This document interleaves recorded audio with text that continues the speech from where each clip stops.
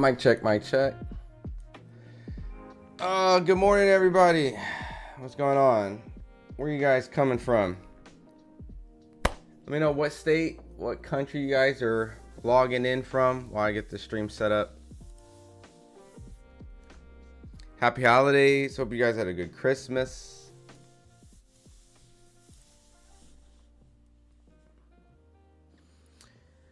What up, J Manga? Salute from the Philippines. What's up? What's up? Hope everything's good with you guys.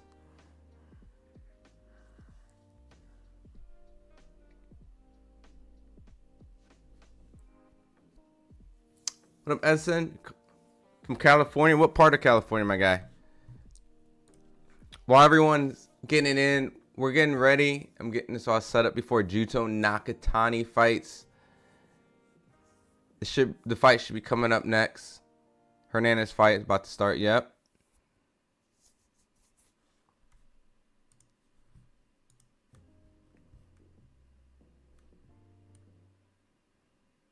All right. Cool. All right. Los Angeles, what's up, brother? Beautiful city. All right, cool. Let me get this switched over real quick. And perfect. I think we're good to go. All right. Check it out. It's your boy Ron Goodall here over at FightHype.com.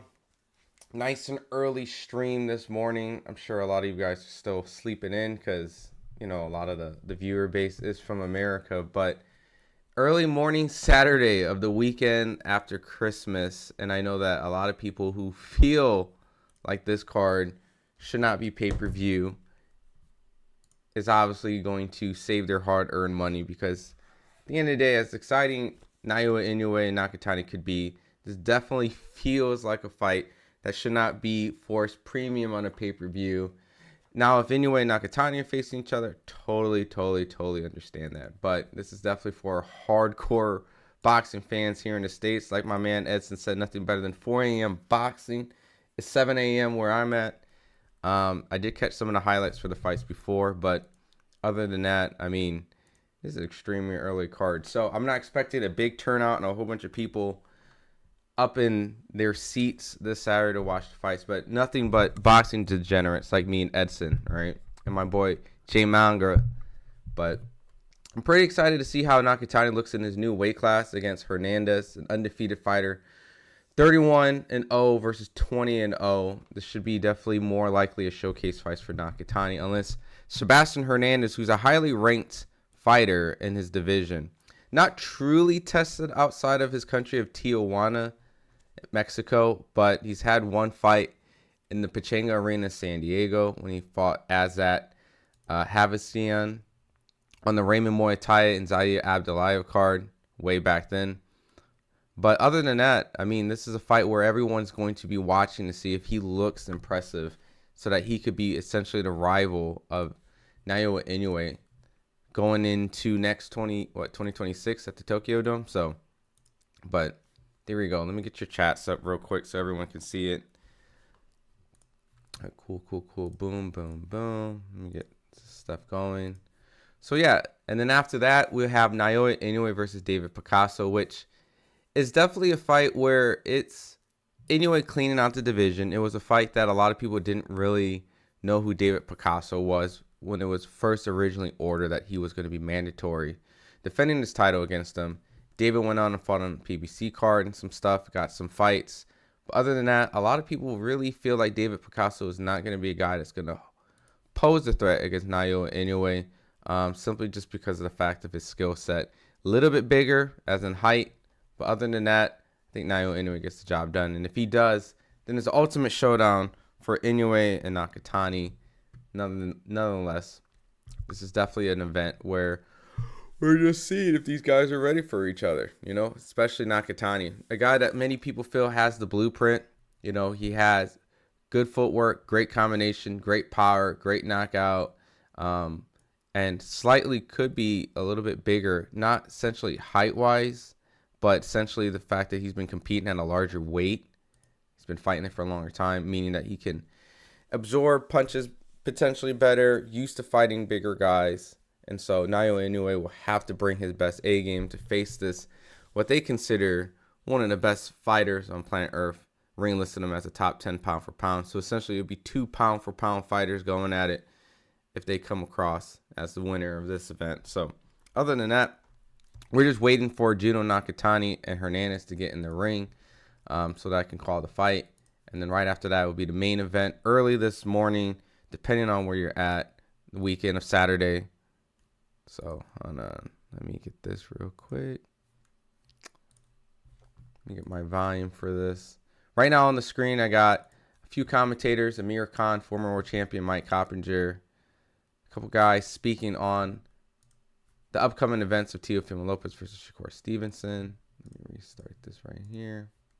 But other than that, how's everyone's Christmas been? Everyone had a good Christmas. Did all their kids get what they wanted? Let me pop this right there. Boom, boom. There we go. Also, what's been really interesting, too, is that Bam Rodriguez is going to be someone that obviously everyone wants to see in the mix, either between Nakatani and Naoya Inoue. It's been revealed by Bam that essentially that he was in talks to potentially fight Nakatani before Nakatani moved up in weight. But if so, Naoya Inoue has expressed interest, Nakatani has expressed interest, Bam has expressed interest of fighting each other. So we could be potentially looking into the modern era of the big small fights happening somewhat soon, with some of these names starting to materialize around each other. I think Bam would be a great opponent for either one of those guys simply because of his footwork and IQ. I mean, I think Bam Rodriguez is a tremendous talent, arguably another top pound for pound guy. So what up, David? Oh, what's up? Epoxy has Sebastian Reyes. I mean, look, I know Epoxy and I have talked a little bit about how potentially this fight could be either a good, exciting, or a pretty easy fight for Naoya Inoue if you got in the ring with Junto Nakatani. But we're going to find out because Sebastian Reyes is virtually an unknown. I know he's highly ranked into, BoxRec. They have him in the top 10. But other than that, I wouldn't say his opponent is worldly known. I mean, I can't really sit here and say that I've seen a lot of his fights. I did overlook the fact that he did fight at the Desert Diamond Arena in Glendale, and he fought in the Jaime Munguia Eric Bazinian fight card. But other than that, can't really say that this guy has really given a lot of people this mindset that he's going to be the one that upsets Nakatani. So, but as in right now, Nakatani is 2 years older than Hernandez with 1 inch. Other than that, I mean, I think this is a pretty close in stature of size and weight. But overall, Nakatani has 31 wins with 24 knockouts. Hernandez has 20 wins with, I believe, let me check, 18 knockouts. So he has heavy hands as well. He's known as a knockout artist just looking at his record. Obviously, his opposition doesn't match it because if we took a chance to look at his record, the people he's been facing in the beginning, who's knocked out 0-1, 1-0, debut. Not really the craziest record isn't until he kind of gets closer to now, where even then there's still a little suspect, 24-6, 12-10. So nothing really here that stands out that makes me truly believe Sebastian Hernandez has a huge opportunity to win this fight, but he has a huge opportunity, if he does win this fight, to become a next huge star out of Mexico, but I just don't really see it.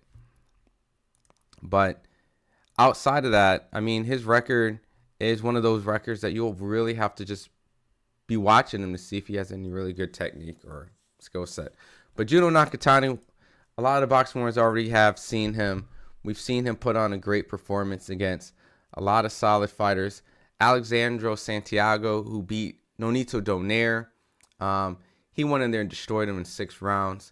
I mean, Andrew Maloney, when he fought on the Devin Haney-Lomachenko card, I mean, vicious 12th round knockout right after he dropped him twice in the second and 11. I mean, he had some really good, solid performances also out in Japan as well with his title defense. I mean, this guy is extremely dangerous, extremely talented. So right now, Hernandez on my screen is into the ring while Nakatani is doing his ring walk.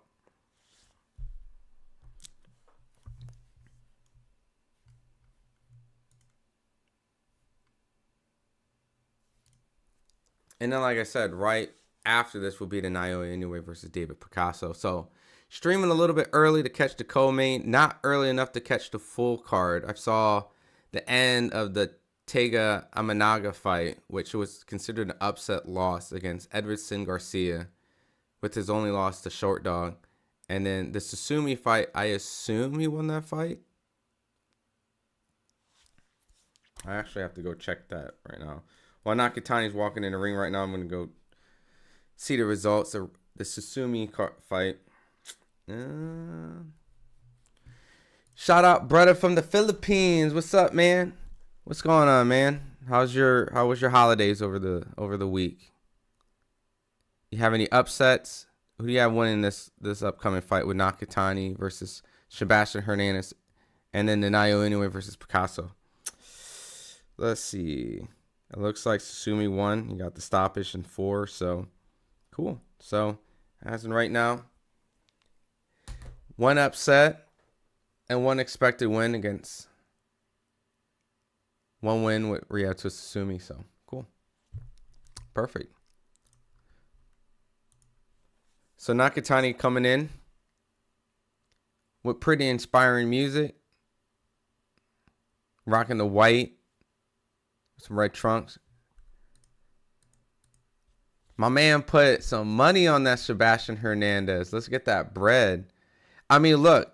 The dude looks like he can punch by looking, like I said, at his box rec. I mean, he looks like he has some legit power. My only question is, based off the opposition he's fought, could he actually pose a threat against Nakatani? Just clearly there's a difference in quality, right?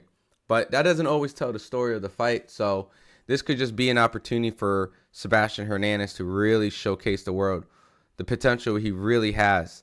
Seeing that he's not some old fighter. He's 25 with 20 wins, 18 knockouts. Pretty dangerous fighter just looking off that. BoxRec computing him as the top 10 in the division. So we'll see. I mean, I know that right now it's very easy to just say who the number 1 and number 2 is, even though the number 2 hasn't, quote, fought in the division.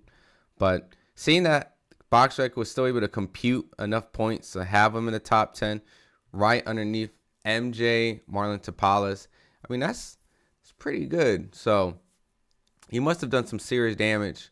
And he's above Roman Carnitas, who dropped Naoya Inoue in a couple fights ago. So it's going to be very interesting. I'm going to call the fight of Nakatani, Sebastian Hernandez, and Nakatani's in the ring. Because of my stream and OBS, there's going to be a slight delay, but I will be calling in real time. So, but Sebastian Hernandez is his accolades are being called out in the ring as in right now. Morning playmaker. Won't be able to do that, brother, because, you know, obviously copyright. But how's your morning, man? Oh man, I got Sebastian Hernandez. What's the payout if he wins? How much of an upset would that be? Sebastian Hernandez, Nakatani, betting odds. Damn, plus 700. That's some pretty good money, man. You would have to bet legitimately over $1,500 just to win $100. That is crazy. So simply just betting. Oh, you got plus 1,000 odds? Oh, okay. That's some good money. Because the odds I'm looking at right now, I mean, it's plus 700. So obviously if you put $100 and he wins, you would get 700 back. So pretty big odds, man. You got it at plus 1,000. Sheesh. How much did you? Well, you ain't got to tell me. You know, we ain't got to talk finances online, but I'm sure you put a little, just a little something. You got it at plus 1,100. Damn. I mean, look. I mean, this is Nakatani, right? I mean, let's keep it real. I mean, he's supposed to win, but if you got a little Bovado, okay. You know, I wish I was a betting man, because a lot of the picks I do get are pretty right, and I've had a couple underdog picks this year, like when Devin was considered the underdog, Crawford the underdog. So, all right, fight just started, round 1. Nakatani, well-known southpaw, lands his first shot, which was a straight left right on Hernandez, right between the guard. He makes an attempt again. Nakatani, who seems visibly taller, even though on paper I think they said Hernandez was an inch taller, Nakatani is kind of slouched over a little bit. Man, he landed a clean lead uppercut with his right hand. Hernandez does not look like he stands a chance, guys. I mean, Nakatani landed at least 3 insanely flush power shots, including a solid lead uppercut and some straight lefts. I mean, I don't know, man. This ain't looking good. You might want to. I mean, Hernandez, like I said, on paper, looks like he has some power with 18 out of his 20 opponents not making the distance. But Nakatani looks already a lot more composed. He's already measured out his shots very well within a minute. His distance and his control looks solid. I mean, he landed a good right hook to the body. I mean, these sound like pretty solid, devastating shots, if you ask me.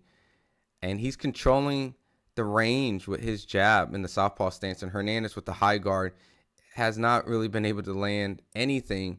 May have maybe made a couple attempts, but as he made his attempt right there, Junto countered with this solid straight left. Yo, Nakatani is picking him apart. You got Picasso at plus 1,500. I'll get into my potential on how Picasso could win. Not saying I have him winning, but I'm dropping 500 Picasso if I hit Hernandez. I mean, look, shit, you might as well. I mean, because you're still taking bread home, right? Even if you lose that one, right? But as of right now, it doesn't look that good, man. This first round, Nakatani looks like he's already measured Hernandez out, and he's landing some clean shots. Hernandez is going to have to take some, well, I can't even say take some chances, because Nakatani's been already countering him. I really don't know what he needs to do, to be honest. I mean, Nakatani, as I said that, just landed some serious hooks, some serious power jabs, some lead jabs. I mean, that left is landing. He's turning his opponent while Hernandez is just trying to get in range. I mean, he looks visibly slow, guys. I mean, Hernandez just looks out of range. Eats a left uppercut from Nakatani. I mean, I'll be honest, dude. Nakatani has landed shots that a typical fighter would land these type of shots within the 4th round. But in the opening round, dude, Nakatani looks extremely poised and comfortable. I mean, I'll be honest. This ain't going the distance. This ain't going the distance. Not at all. Nakatani just looks way too experienced, and Hernandez looks completely out of his element. I mean, Hernandez, to give you a visual aid, has been putting on a high guard approach to trying to get to Nakatani, and he's getting caught in between. He's getting caught on the side, uppercuts. I mean, pretty much every way you see to break the high guard, Nakatani has done it in the opening round. And he looks comfortable. And I know that if that's his feel out round, where he was landing all those really clean shots, dude, when he gets into what they consider the flow state and he starts really letting his hands go, I mean, he's going to just start really destroying Hernandez. Yeah, I think Junto wins this easy. Yeah, I mean, he comfortably controlled the pace, the range, and landed a lot of shots already in the first round. And Hernandez just looks completely out of his element. Once again, high guard. Judo is just throwing different type of shots. He's mixing up with left straight to the body. He landed an uppercut right there on Hernandez. I mean, I don't even know if Hernandez even landed a punch. Hernandez attempted with a very visibly slow jab, which completely misses Junto Nakatani. And Junto using great footwork. Nothing that's like flashy, but he's circling left and right Hernandez, making him chase him. Hernandez has not been able to get that lead foot on the outside. Hernandez is in an orthodox stance, so typically the goal of orthodox and southpaw is to lead foot outside so you can control the footwork. But other than that, Nakatani has just been showing great poise, landing a good jab right there, keeping Hernandez at the end of his jab. Nakatani eats his first jab in the second round from Hernandez, but it seems like a very weak pushing jab. I mean, for him to have a guy that's 18 wins by KO out of his 20 fights, I would assume that these punches would have a lot more steam in the second round, but I don't know if that's just him fighting lower opposition. Oh my God, Nakatani landed another vicious uppercut, probably the most vicious punch. He's starting to really pepper him with this jab, and now he hits him with the lead right hook. Guys, this is not going the distance. Judo in 4, yeah. What up, Playmaker? Yeah, I can't show the fight. I don't know if you saw my or heard me say that earlier, just because of copyright. Is Inoue good? Inoue is amazing. And right now we're in the co-main, which could be the next opponent for Inoue, which is Junto Nakatani, who's looking to potentially go on to stop undefeated Hernandez. He could be a durable guy, but he eats a good solid left hook. Nakatani's starting to wind up his shots, and he lands another left hook, guys. This is bad. Juno is beating him up. That left hook does not miss at all. He's landing at will. Hernandez is really taking some serious punishment. He's not showing it visibly in his face. He's not having any type of cuts, or he's not showing it in his face. But these shots that he's eating, it's only a matter of time after he eats a lead left uppercut. Man, there's so much damage that Nakatani is dishing out on Hernandez. I mean, I don't know where he's going to drop, but he's going down this fight. Who won round 1? Nakatani won 1, 2. The third round hasn't started, but he's going to win 3. He's going to win 4. He's going to win 5. He's going to stop Hernandez at this point. Unless Hernandez comes with a better game plan, maybe double up on the jab, and maybe try to punch with him, which is going to be extremely hard because he still does not look like he has the timing, the rhythm, the speed, the range to hit Nakatani. I mean, the only punch that I've seen land on Nakatani, which still does not look like a threatening punch, is his jab. Kind of like a soft jab. In that exchange, Nakatani looks like he also winds up his shots when he gets caught by the jab. Dude, Junto is hit this dude hard. It's the second round too, which is crazy. This is the second round, and he's already landing these kind of devastating shots. And like I was telling some of the people in the chat, usually the first or second round are kind of fill out rounds. They kind of get their range and kind of start to take some chances. But within the first round, Judo is already cracking him with some really solid shots. And his activity is really high. I mean, he's throwing a lot of power punches and landing a lot of power punches. Who I got winning between Inoue? Is it the Inoue or Picasso fight? Or the built-up Nakatani Inoue fight is what you're asking me. Because personally, I have Inoue beating David Picasso pretty handily. But the Junto Nakatani fight, I do favor Inoue. But it's such a dangerous fight, personally, that I could see, and I wouldn't be surprised if Juno landed a bomb on Inoue and actually was able to finish him. I mean, the only thing that's separating the two is the experience, because Naoya Inoue has so much experience over Junto, but Junto has the natural size, and he's also proven himself not the same level as Inoue, and Junto lands a good lead uppercut on Hernandez as they clinch up right now. But Junto has power, man. You say you want to see Inoue versus Tank? I mean, personally, I don't. What time does it start? We got the Junto fight right now, and Inoue's fight will be next. Nakatani just piecing him up. Just peppering him with jabs. Hernandez is starting to make it a little bit more a rough and tough fight right now. He's starting to take some chances. He's starting to let his hands go. Starting to become a phone booth fight a little bit more. Hernandez is starting to have a little more success now. Nakatani's kind of allowing him to fight in a certain style, which is giving Hernandez some success. But as in right now, Nakatani's still in control. But Hernandez landed a good right, and he's starting to put on some pressure. Maybe this is what he needed to do. Let his hands go, put a lot of pressure, get Nakatani in more of a up-close fight where he doesn't have the range, where he can be able to size him up and land some good mid-range shots. So Hernandez is making a great adjustment, putting that high guard and putting a lot more pressure on Nakatani now, force him to fight up close. What time does it start?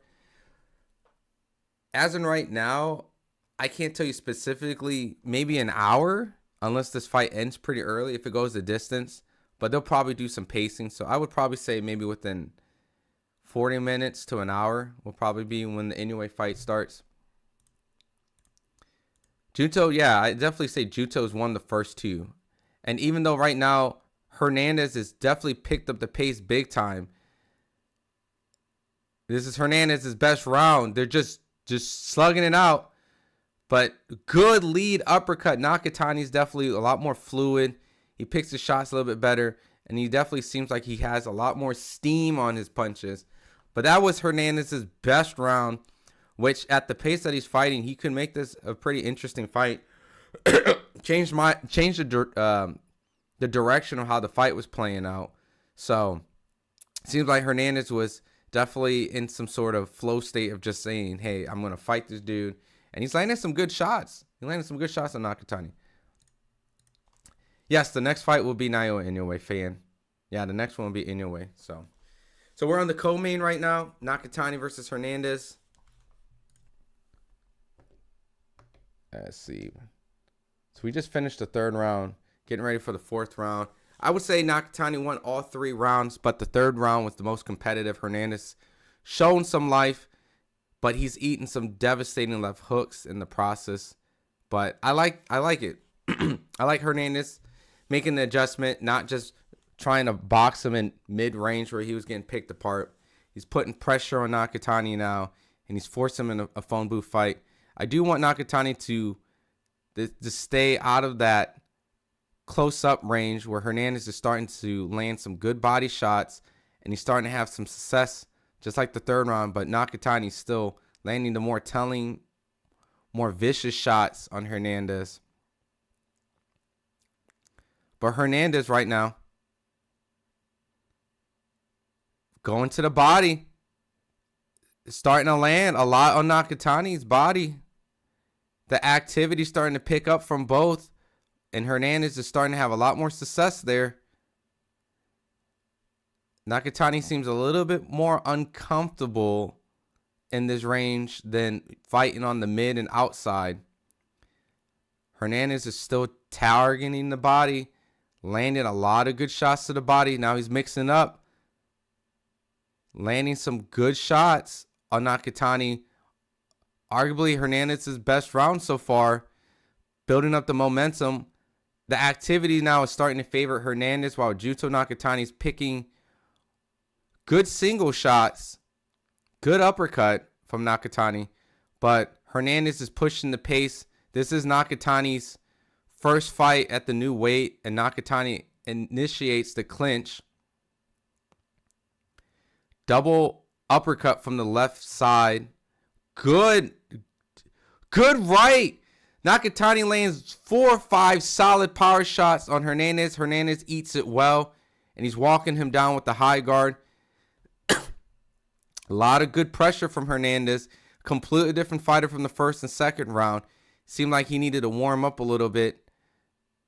But Nakatani back on the ropes, using good lateral movement to get out. Lands a good sneaky uppercut. What up, Mr. Grandy? Good morning. What's going on, my guy?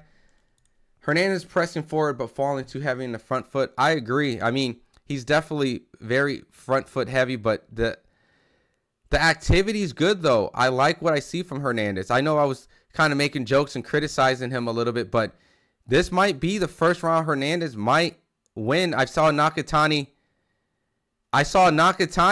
initiate a clinch early, and he attempted a miss clinch, but it is a phone booth fight. And I'll be honest, Hernandez is starting to have his way a little bit in this fourth round. Hernandez starting to really land some really serious, visible shots, guys. I'm not even lying. Nakatani looks a little bit more drained. I don't know if it's the style, but he looks a little bit more drained in my opinion. He looks a little bit more tired. Maybe the activity from Hernandez is starting to get to him. Nakatani needs to get on the outside, just like you said, because in that mid-range, he is landing some good shots, but Hernandez's pressure is really, really starting to pile up, and I do think it's starting to take a little bit of a toll on Nakatani to the point where I think I give Hernandez that fourth round, to be honest. I mean, I'll be honest. As much as I praise Nakatani, I think he's a solid fighter, still not really tested, right? This is a guy right now who's actually showing a lot of cracks right now in his style. What up, Estevan? Boxing is in a bad place. Why do I have to pay the DAZN subscription to buy the paper? This is an ugly model right now. And I'm not gonna lie, subscription based $40, $45 a month. Dang, Junto landed 28 power punches. What up, Christian? Yeah, I mean, Junto was doing his thing, but I'll be honest. Just like Mr. Granny said, Nakatani got hurt momentarily. It looked like Hernandez had a good run in that fourth round where I have to actually give him that fourth round. I have it 3-1 Nakatani.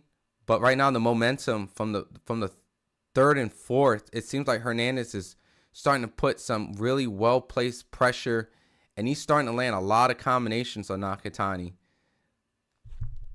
Is this looking scary for Junto, Ron? I personally think, based off this fifth round right here, is going to let me know if it's going to.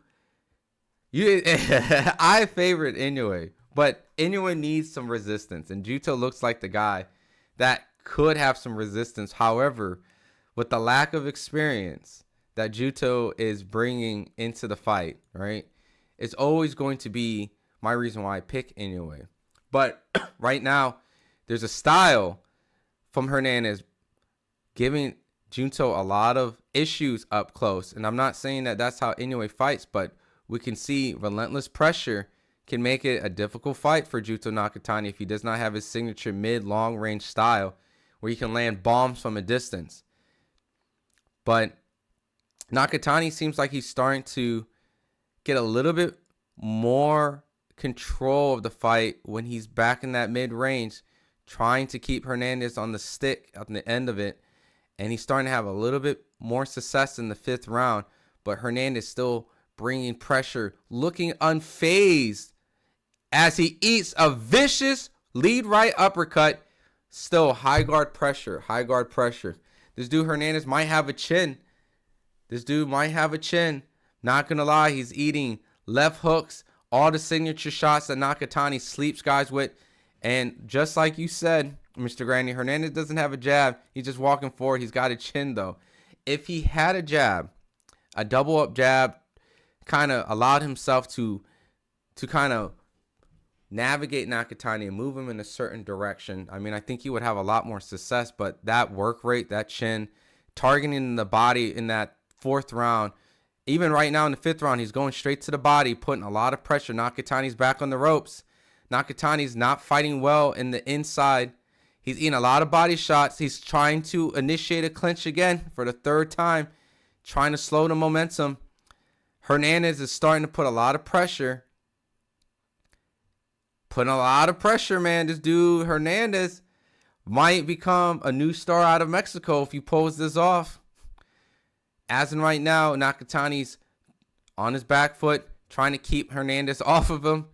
Great pressure from Hernandez. I'm starting to understand why Hernandez was able to get 18 knockouts out of his 20 fights. What up, Sonny boy? Nasty uppercut from Nakatani. Hernandez eats it. That uppercut would have sent majority of people on the floor. But Hernandez, as simple as the style may seem, his chin is granite. His pressure is relentless. And it's that activity and his work to the body is starting to really make this an extremely difficult fight for Nakatani. That 5th round was a very close round, to be honest with you. And I wouldn't be mad if someone gave Hernandez that round. I really haven't even decided who I think the 5th round won. I do know the 4th one for sure was Hernandez, with the first 3 being Nakatani. But this momentum and this style right now that Hernandez is bringing is making this arguably one of, if not the most difficult fight I've seen in Junto Nakatani's career up to date. Jab always sets everything up. I agree. And it might be the fact that Hernandez's jab might not be able to kind of time Nakatani, but when he gets up close, as I say that, Hernandez lands a good jab, sends Nakatani's head back. Hopefully Nakatani wins so we can see him fight. Anyway, at this point, I definitely, who I favored Inoue, I'm starting to lose the interest of thinking that fight is going to be an extremely action-packed, competitive fight. Because right now, Hernandez might be the one that upsets this fight, to be honest. What up, Attorney Bailey? How do you score it? I mean, dude, I'll be honest. It could be a 3-2 Nakatani. We're in the 6th round, and Nakatani is getting caught with a lot of shots. This could be one of those fights where Nakatani had a great early start, but Hernandez starts to put a lot of pressure, makes this an ugly fight, just like the last fight that was on. Nakatani is throwing some serious bombs, landing flush on Hernandez. He clinches up on Hernandez, but it's just the relentless amount of punches that Hernandez is throwing and landing that's really accumulating damage on Nakatani. The more telling, more pretty, and more devastating shots are coming from Nakatani, but just the work rate and activity alone just seems just drowning Nakatani at moments in rounds. And as in right now, Hernandez is having a lot of success, and I might favor Nakatani to lose this round as well, purely off the work rate alone from Hernandez. Not saying that it's not a good round from Nakatani, as in he didn't land good shots, but it's just purely when Nakatani lands 1, 2, 3 good shots, Hernandez seems to land 6, 7 shots, and he's really pushing Nakatani's work rate. And Nakatani's starting to land a lot of shots on Hernandez, and Hernandez is wearing it well. He's firing back. Can't really tell that he's being fazed by these shots. Really makes me question why Nakatani is fighting in this style. Maybe because he has to. But he really needs to get out of this phone booth style, because at this point, Hernandez is having tremendous success here. And Nakatani is getting hit a lot. It's either Hernandez has a great chin or his power isn't at effective at this weight. I mean, he did move up, and I think Nakatani got hurt with an uppercut right there by Hernandez. My man said Nakatani sucks. Definitely either Nakatani is not able to oh, good shot from Hernandez. Seems to kind of stumble Nakatani at the end of the 6th round. This is a great fight. Outside of me hypersensitively critiquing Nakatani, because this is the guy that they're saying, and myself included, feeling like this would be on paper Inoue's toughest fight up to date. It could be completely ruined by Hernandez tonight. Nakatani's power, that is. My man Edson, you put some money on it. I got it 3-3. 3-3. So LOL, dang. Look, Hernandez came in here as a relatively unknown fighter to the boxing public. On BoxRec, they had him as top 10 off their scoring in the division. But, it could be skewed because they have Nakatani number 2 when he's never even fought in the division, right? But still, with 18 knockouts out of his 20 fights, with majority of his fights being in Tijuana, Mexico, it still doesn't really tell us how solid Hernandez could be in this fight. Watching it 6 rounds, Hernandez is a good fighter. Now, the question is Hernandez kind of an elite fighter in the division, or is Nakatani, as great as he looked, found a style and an opponent that shows a lot of cracks man, Hernandez is putting a lot of pressure again. Nakatani had to get his back off the ropes. Phone booth fight again. Nakatani's having to fight Hernandez off of him. The fight's on DAZN right now. This could be an upset. Who do you got winning right now? I have it as a draw so far. You think it could go to a draw? Well, it's tough because right now we're in the 7th round. The only reason why I have it as a current draw right now is because I thought Nakatani won the first 3 and Hernandez could arguably win the next 3. You could probably give Nakatani a round or 2 in between, but you can see the momentum is still favoring Hernandez. Just the pure relentless pressure, the combination punching. Nakatani's going to have to make an adjustment. Fight him on mid-range. Use his footwork. Use the jab. And just make sure his back is not on the ropes. What up, attorney? Ron, you see this? Now this is some kind of violence. Pure violence. First off, man, how was your holidays, man? How was your Christmas, man? But yeah, as in right now, Nakatani landed a good uppercut, but he eats a right from Hernandez as Hernandez continues to dig to the body, pushing Nakatani to the brim. Phone booth, head-to-head, nose-to-nose action. Both swing to the body. Hernandez seems like he's having a little bit of the better inside work, landing clean in between the guard, landing on the outside. I really honestly think Hernandez is having the better work. I think he's having the better work right now inside. And I think Nakatani at some point is going to show it in this fight where those body shots are going to add up and we're going to see him fade. I don't think there's no way that if Nakatani does not get out of this style that he's not going to get hurt and actually might maybe have to take a knee because this is some serious body work. Now this fight's not going the distance. Nakatani's going to fade. You see exactly what I see, right? He definitely needs to go back to that style in the beginning of the fight where he needs to keep Hernandez at range because at this point, he's taking a lot of punishment and I don't think he's getting better of the work. I don't think he fights in this fashion pretty often. And so it's starting to show that this is a Hernandez style fight. And Hernandez is eating some devastating shots as Nakatani winds up like a baseball swing body shot with his right hand. And Hernandez eats it well. I mean, look. I'm not saying it, all right? But whatever Hernandez is eating in the kitchen, that boy need to give up his recipe, man, because that dude got a gas tank. Dang, this isn't looking for good for Nakatani, not at all. And I favored Nakatani, you know, and it seemed like because of the, it's never good when both fighters, Nakatani anyway, were looking at each other, even though they have their opponents in front of each other. I did favor both to win, and I felt that more than likely Nakatani will win because of the fact that I didn't really know much about Hernandez. Hernandez seems like a guy who is primed to make Nakatani look good. Where Inoue, who's fighting 4 times this year, who's went on social media and visibly been expressing to the world that his body has been being pushed this year, would potentially, not saying that the upset would have happened, but just because of all the stuff going against them when it came to just fighting so often and things like that. Maybe talking about Bam Rodriguez and Nakatani, all that stuff. But it seems like it could be the other way around. It could be Nakatani. My man says Hernandez by KO. Hernandez got a gas tank. It's insane, yeah. What up, Joel? They're fighting in Japan right now. I mean, not Japan. They're fighting Saudi Arabia. They normally fight in Japan, but yeah, Saudi Arabia. Hernandez doesn't stop throwing. How is this possible? Yeah, I'll be honest. I've never watched Hernandez, I think, fight like attentively. I think I've accidentally seen him fight once or twice when he fought in the States.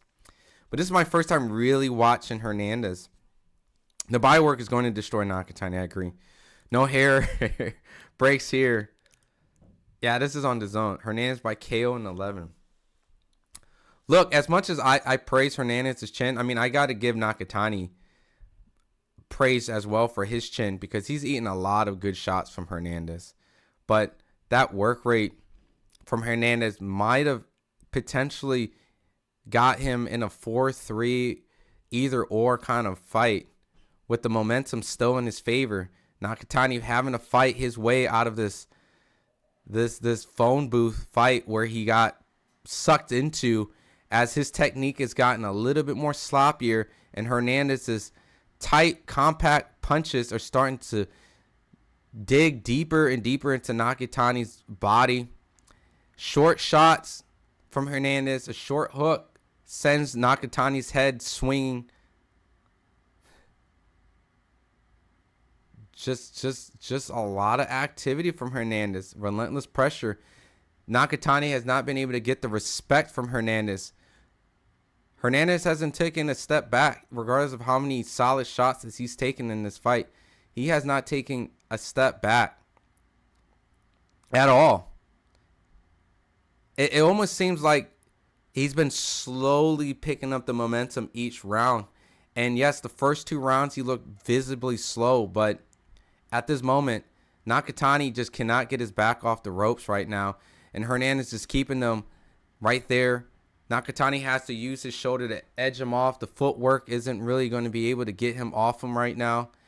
And he's starting to initiate the clinch again. Nakatani's throwing some serious, devastating shots. Single shots as that. Landing flush. But Hernandez's work rate, once again, keeping Nakatani on the ropes. A lot of body shots. The zone is charging, Pay-Per-View King says. If Hernandez keeps touching that body, Nakatani is done. Nakatani's showing great, like, visible, like resistance. But every once in a while, you still see him kind of stumble a little bit, take a deep breath, fall back a little bit. Every once in a while. Good visible composure. But Hernandez, undefeated in that section in this fight so far, hasn't shown any resistance, haven't shown any type of anything that shows that Nakatani's punches have any effect, while the other way around, Hernandez has. So Hernandez must be finding his groove. He definitely has. And it took about 3-4 rounds for it to start, but it's here. And it's Hernandez's statement is starting to look a bit suspicious. Am I tripping? Look, I'll never put that on anybody, right? I'll never put that on anybody. But I did say whoever his nutritionist is, we need to look him up, man. Because fighters need to look and invest into, or his strength coach, whatever one. Because he looks extremely healthy. Hernandez might be on that ish. Yo, Ra. Yo, what up, Kuya? Happy holidays, man. How's everything been with you, man? Hernandez by KO on 11th. You've been saying it. Nakatani better pull through. He already has a big lead. Yeah, I mean, I'm starting to feel like this is one of those fights right now where it could go either or. I mean, Nakatani's landed some good visible shots, and he's thrown some flurries himself. But I can't help to feel that Hernandez might be slowly taking the lead away from Nakatani.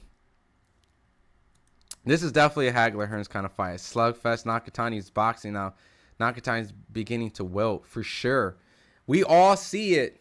We all see it in the chat. Like, I don't think anybody right now questions Nakatani in a very, very, very dangerous fight where he could be behind on the scorecards. I mean, I know the politics might want to still try to make the Nakatani Inoue fight because on paper they're saying this is built up as the biggest Japanese fight in modern years, but Nakatani's going to have to make it there, and he's going to have to start by not taking all these shots from Hernandez. It's hard to not give Hernandez these rounds, man. I mean, the activity alone from both these guys are high, but, you know, Hernandez having great poker face, eating some good shots, showing still no resistance. Nakatani's throwing all the signature no-look hooks, just really trying to land some good shots on Hernandez to get some respect, but Hernandez is digging in strong, and these shots, man, I can't help to say they are taking a toll on Nakatani. His legs just don't look as strong as he eats a lead left hook from Hernandez. Probably Hernandez's best shot of the fight. And he eats a right from Hernandez. Nakatani is getting drilled right now. Just duking it out. This is definitely a battle nutrition. Who wants it more? And I think Hernandez is just starting to really punish Nakatani for not keeping his hands up and not keeping good distance. Who won? We're still in the fight. We're in the 9th round of this Nakatani Hernandez fight, where Hernandez has not taken a step back, eating leather both ways. Happy holidays, my guy. Hernandez drops to plus 300. Golly. Yo, that's going to be negative soon, man, if he gets a knockdown. Oh, no. My man said, let's go. There's a couple people in here that put some money in Hernandez. Hernandez fight KO the 11th again. My man Dark Gift says Hernandez brings the pain in the 11th. Yo, this is crazy. What an upset if this happens. I've been pretty good. Is Nakatani bleeding? I don't see any blood off of Nakatani. But as in right now, Tara says, told you Nakatani sucks. Yo, it's either Nakatani isn't who they say he is. Right? Myself included. Because I was saying Nakatani was looking nice. But it could just be Hernandez, man. We got to give Hernandez some credit too, man. I feel like it's easy to take away credit from the fighter that we're giving a lot of praise, or a lot of media guys give praise to, right? And then downplay the performance Hernandez is doing. But I think Hernandez right now is showing why BoxRec had him in top 10. All right? There's a reason why 18 out of his 20 opponents has not made it the distance. And granted, if Hernandez was able to do what Dark Gift says, stop him in the 11th, which I'm still starting to feel like this fight is going to go the distance, right? Nakatani's showing a great chin as well. But he's eating some shots, man. I mean, we got to deal with 10, 11, 12. We got to deal with 3, the championship round. So, you know, Nakatani can still wilt, but he's showing great chin as well. Mike Coppinger has Nakatani winning the fight on the scorecard. Me and Mike are cool, man. Mike's my guy, man. But I don't know if I agree with the scorecard giving Nakatani the 4th and 5th round. Right now, though, I do have Hernandez winning the fight right now. Who's on top? I'm favoring Hernandez. I think Hernandez is beating Nakatani. I mean, I think maybe there's a round or two that maybe you want to give Nakatani, but seeing just the work rate, seeing how the punches seem to be more effective on Nakatani than Hernandez, and the activity and the punch, just smothering Nakatani's work. I mean, I think right now, I think I have Hernandez winning this fight. Right now, Rodolfo, if you see on the screen, it's the 10th round out of 12. So if you're ever curious, I have the timer right there. It's 10 out of 12. So you know we're in the 10th round. Nakatani versus Casimiro. Isn't Casimiro fighting today, Christian? Like, is he fighting? Did he already fight and win or lose? Or is it after? Because I do know, I think he has a fight scheduled as well. So is Junto getting exposed badly? It's tough to say that, because I feel like I'm taking away credit from Hernandez, right? Because I haven't really seen Hernandez, right? This could be just Hernandez, and this could really maybe be his opportunity to show the world how great he is. But as in right now, as in exposing, I do feel like Nakatani is in his toughest fight. I think he's losing the fight personally. And I think right now, high guard, work rate, pressure, with a granite chin, is kind of showing like that's the style to really break Nakatani down, because mid-range and long-range, Nakatani is known to have good spacing and he can land really good devastating shots. But Hernandez is smothering him. The work rate alone, I mean, he has Nakatani just running from him at this point, as moments where he takes a break or he's back on the ropes. I mean, he's attempted to do a lot of clinching in this fight. He's attempted to do 2 clinching right now. I mean, I think he's starting to have a mouse development on the left side of his face. I can't really tell right now. But Nakatani's work rate and punch output is dwindling. And Hernandez is having ultimately probably his best or second best round, as he has Nakatani just on the back end of the ropes, just not producing anything. Yeah, it's the right side. He has a mouse above his eye. Guys, I think this is it. I think Nakatani's done. I think Nakatani's fighting in survival mode, and I think this fight's going to go to distance, potentially. If that's the case, unless Hernandez continues to put a lot of pressure and actually find a good shot. But I think Hernandez is winning this fight, and I think Hernandez is going to win the fight. How much of a point difference? Personally, I think Nakatani maybe won 3-4, max 5. But I don't think that. I think Nakatani probably won 3 to 4 at best. Everything else seems Hernandez. Nakatani is hurt for sure. He's been hurt slowly, like a slow bleed. You know, he's been getting hurt to the body a lot. I mean, this is the 11th round that you talked about, Dart. See if it can happen. What's Hernandez's record?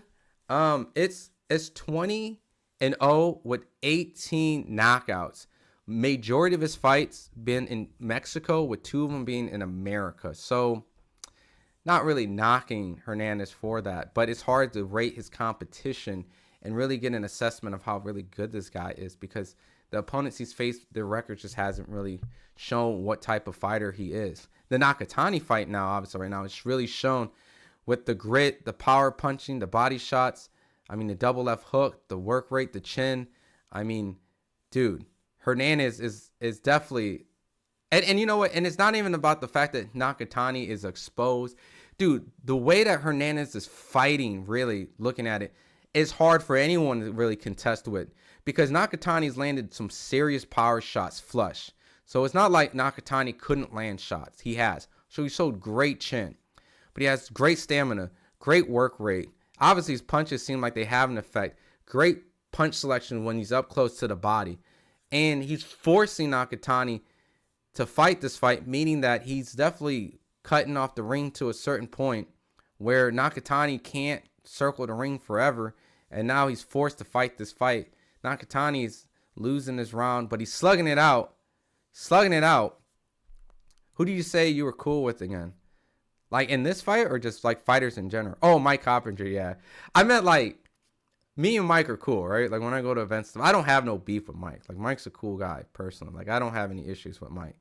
But I wasn't cool with his scorecard. Like I think him having Nakatani above might be part of just getting the idea of getting Nakatani Inoue, you know, the politics, the boxing, trying to make that fight happen. But I just don't see Nakatani winning the fight. Nakatani's eye is definitely swollen.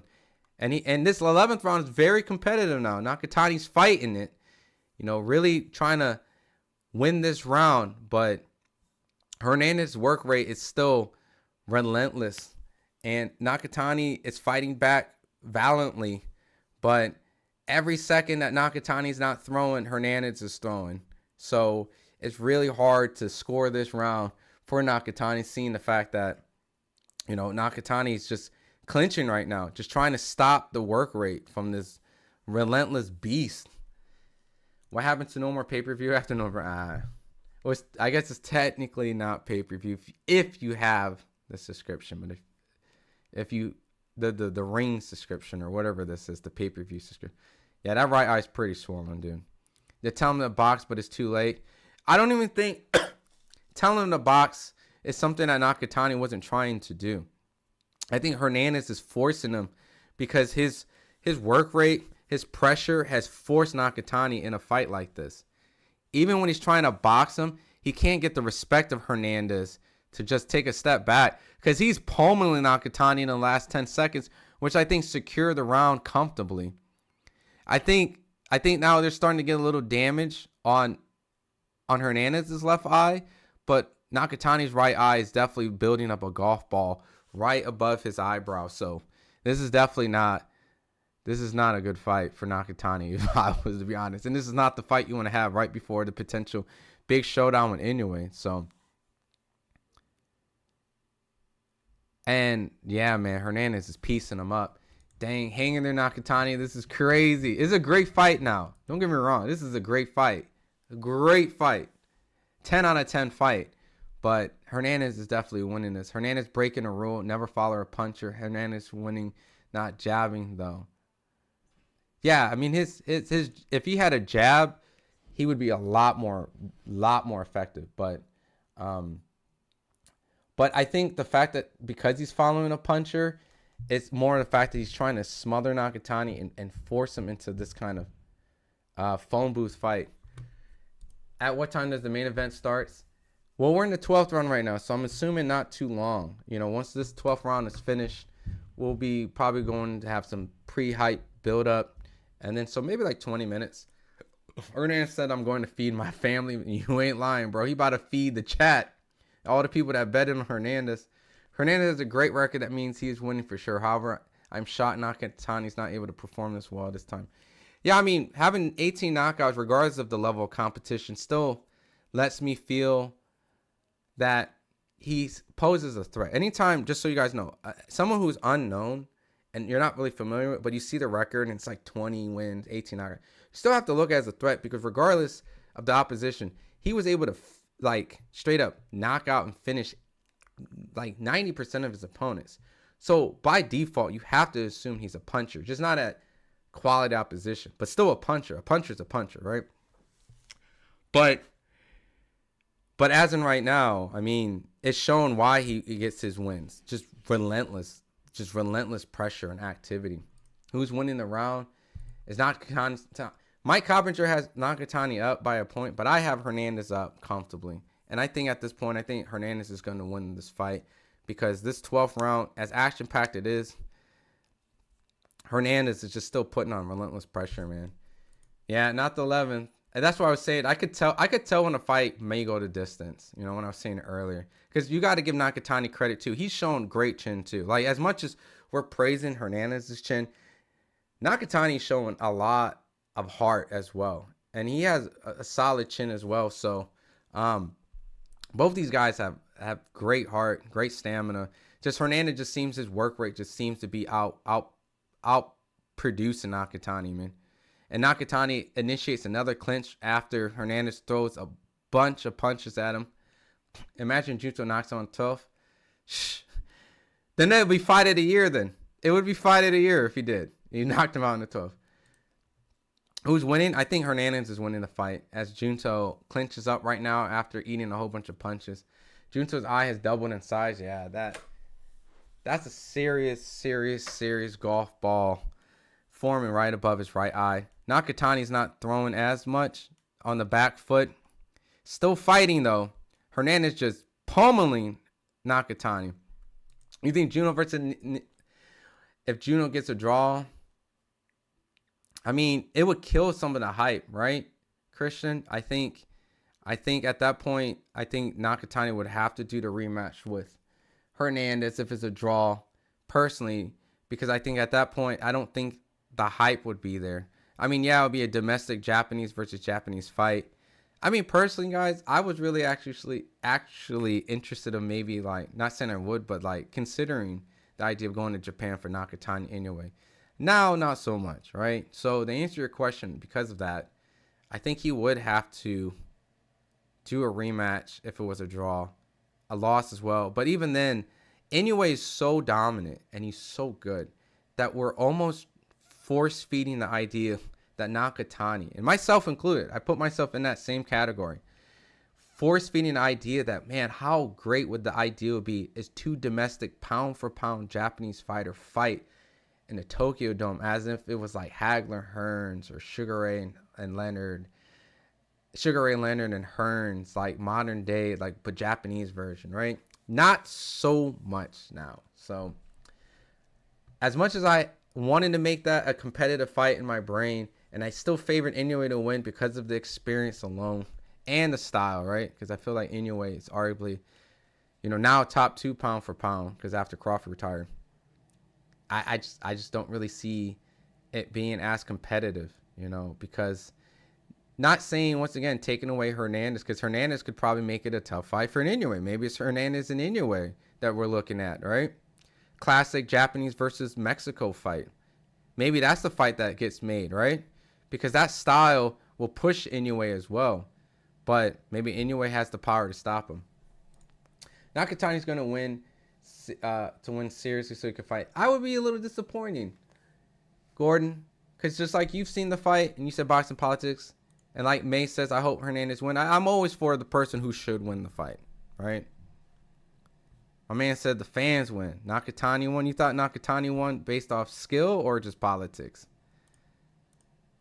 Mexican fighter, Cuba fighter go to war in boxing. Styles make fights. This is true, though. Stylistically. I mean, Mike Carpenter has this fight as a draw. I don't. I have it as Hernandez. It should be a draw. You have it as a draw? Possibly. You know, maybe I was a little too Hernandez happy and scored everything for Hernandez. Maybe there's a round or two Nakatani's done well. But outside of the first three, it's really hard for me to say there was any round that Nakatani clearly won outside of those first three. I took Inoue KO 1-4. Nakatani's still ahead in the cards, though. I mean, like I said, they're trying to make this as a super mega fight in Japan. And this right here, as competitive as it was, you know, I favor Hernandez to win this. But there was moments Nakatani was having moments, just I don't know if enough. I think a draw. I'm going to be mad if they're giving it to Nakatani. I only gave Nakatani 4 rounds so far. Nakatani must be super strong to still have a gas tank. Nakatani's minus. Yeah, see. Better for boxing for Nakatani.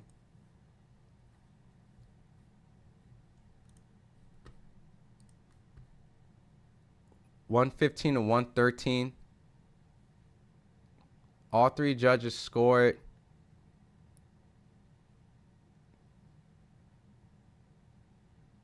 Oh, okay. They all have it.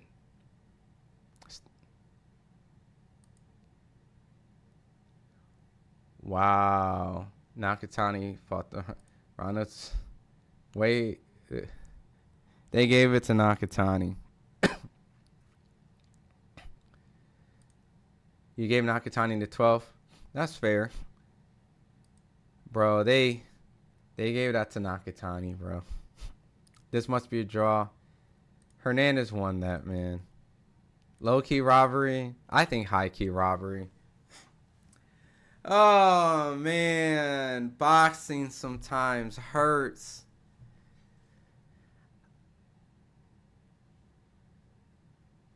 There was a scorecard that was like so absurd. I didn't even hear the scorecard, but once I tuned out, man. I heard the 115, 113, which I was like, all right, I kind of understand where they're going with this. Oh, okay. So the scorecard that one judge had, it was 10-2. So of course Nakatani is going to win. Of course Nakatani is going to win. How do you have a scorecard that said 10-2 Nakatani? What the God? Oh man. See, you know, maybe it's because it's so early. I can't be screaming in my house, right? Because I don't know if my son woke up or anything. Because he's a little one. He wakes up early anyways. But can you guys? All right. I see all you guys. Robbery, absolute. I thought this fight was not going to distance, but given that they did rob Hernandez. Does anybody in the chat? And trust me, I'm not gonna bully you. Chat, don't bully. Does anybody thought Nakatani won the fight? Okay, draw because you want to play like boxing politics, and you know I get that. Like you want to predict the outcome of the fact that you know that magnitude of what they're trying to make Nakatani anyway. I get that, right? But do you in your heart think Nakatani won the fight? Did anyone think Nakatani won this fight? Because like Mr. Grant says, aggression still needs to be effective. Hernandez was a high work rate, but was smothering a lot of his work. Junto banged a lot of the early rounds. Do you think Nakatani won this fight? Now, outside of that, right? 118, 110. Jonathan, right? That's really the thing that makes me disgusted. Because like you said, you feel like a draw. Maybe I'm overshadowing some of Nakatani's work, right? Because I gave him the first 3, and all he needs is 3 rounds. And he was fighting Hernandez, right? Like it was a war, right? But I thought Hernandez won the fight. Outside of that, the 10-2, meaning one judge only saw Hernandez winning 2 rounds. I want you to think about this. It's not the fact that you thought Nakatani won the fight, but the fact that you thought Nakatani won the fight as in he won 10 out of the 12 rounds is the egregious, most disgusting thing ever. 10 out of 2. One judge thought Nakatani won 10 and Hernandez only won 2. Only won 2. It's not the matter of fact that you thought Nakatani won the fight. 5, what was it, 5-7, right? A competitive fight, 5-7, 6-6. If that's how you want to play it in your head, cool. I thought Hernandez won the fight, right? But there's no way. Honestly, I thought Nakatani lost after listening to commentary. I did too. I did too. And I'm not. Listen. I've picked Nakatani to win the fight, right? And the worst thing for anybody who wants to do is go on record, go out in the world and say, I think this guy's gonna win, and you're wrong. Because now I look stupid by all means, right? Nobody wants to look like their take is wrong. But when I'm wrong, I gotta call it for what it is. I feel like I was wrong. So because of that, I think this is one of the most egregious scorecards. 10-2? At least I heard a 5-7, right? They're trying to play it down the middle, right? The scorecard resembled a competitive fight where they thought Nakatani won 7 of the 5, which I didn't, But 10-2? People and these judges don't know boxing at all. This is why boxing's dying. Boxing's been dead. I'm going to read some of you guys' chat to catch up. Bam would smoke this fool. I mean, stylistically, that would be a fight where it would still be interesting because, Bam's relentlessness would be more not like a high guard, but just giving a lot of angles and a lot of footwork and just, that type of pressure. So, yeah, dude, I think I would favor Bam over Nakatani too, though. Junto look like shit in those championship rounds. I agree. Which is puzzling for me to see a judge give it 10-2. Yeah, whoever had it 118, 110 should never pre-side over a boxing match again. Very disappointing, man, because as much as I like the idea of Nakatani Inoue facing each other, I like the idea of the winner, the proper winner facing the winner of the next fight. You know what I mean? Because that's really what this is all about. You have a pre-assumption of who is the mega fight. Then you get a mega upset. And then when the mega upset happens, then you're like, whoa, what the hell just happened? And now it tells a whole new story of this underdog guy coming through, beating a pound-for-pound fighter, as many people say Nakatani's a top 10 puffer, going after arguably the pound-for-pound guy, to be a pound-for-pound fighter to get to the pound-for-pound fighter, right? Unless you have Usyk as pound-for-pound, right? But you get the storyline, right? And it's this unknown, relatively seems to be a humble guy from Mexico who came across as an underdog in Saudi Arabia, probably not given a lot of true, honest faith that he would win this fight, and arguably won the hearts of many fans tonight. That was the co-main. So the next fight's gonna be here. Let me switch that. We got that fight coming up next. Let me put this up. Appreciate you guys rocking with me early in the morning while we're getting ready for this Inoue main event coming up. But my man said I need Inoue to win next.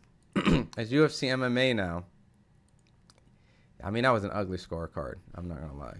Hernandez won at least 4 rounds, 5. If we're being super drenched, cleaner, more consistent work came from Nakatani. I mean, look, Mr. Grandy, I'm not mad at someone saying Nakatani won. I felt like Hernandez won the fight purely off of just the aggression and just Nakatani not really being in what I feel like was the most comfortable state. Felt like Hernandez was getting more of the busy work. They showed the CompuBox where there was a huge difference of how many jabs now Nakatani landed. He landed a significantly more jabs, like 50 more jabs than him. And they threw and landed about a good amount. I think Hernandez landed maybe 80 more punches. I mean, threw 80 more punches. But not 10 too, man. Unless Inoue gets KO'd, he'll get the win no matter what.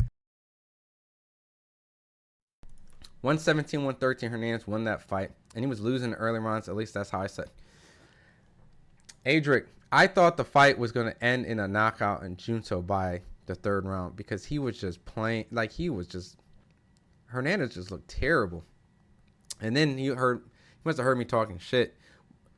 But in that fourth round, dude, it was over with. 10-2 is crazy, man. Yeah, dude, I definitely got Bam winning that fight. Bam's footwork, and he has relentless pressure, but it's a lot more cleaner, more calculated. Nakatani and Bam have similar styles and are good at working angles. They do, but I think Bam's footwork is a little bit better. And I think Bam has a little bit more activity, but I don't know what Bam's chin is going to be like. Because, to be fair, Nakatani took a lot of punishment in that fight, and he showed heart. And we've seen Bam get drops, you know, or sometimes, I wouldn't say like fall asleep, but like he kind of just does some busy work where he kind of just essentially is just kind of popping around and he's taking chances. But at that point, you know, Nakatani could land a good counter punch, and we would have to see. Just because Nakatani's punches didn't have effect on Hernandez doesn't mean they won't have effect on Bam. You know what I'm saying? So I'm still curious to see that fight, regardless of how I felt how Nakatani looked tonight. But it did change my mind where I thought, you know, I didn't really know who would win that fight. I feel like I would favor Bam to win that fight now. So Playmaker says rematch. I would want a rematch.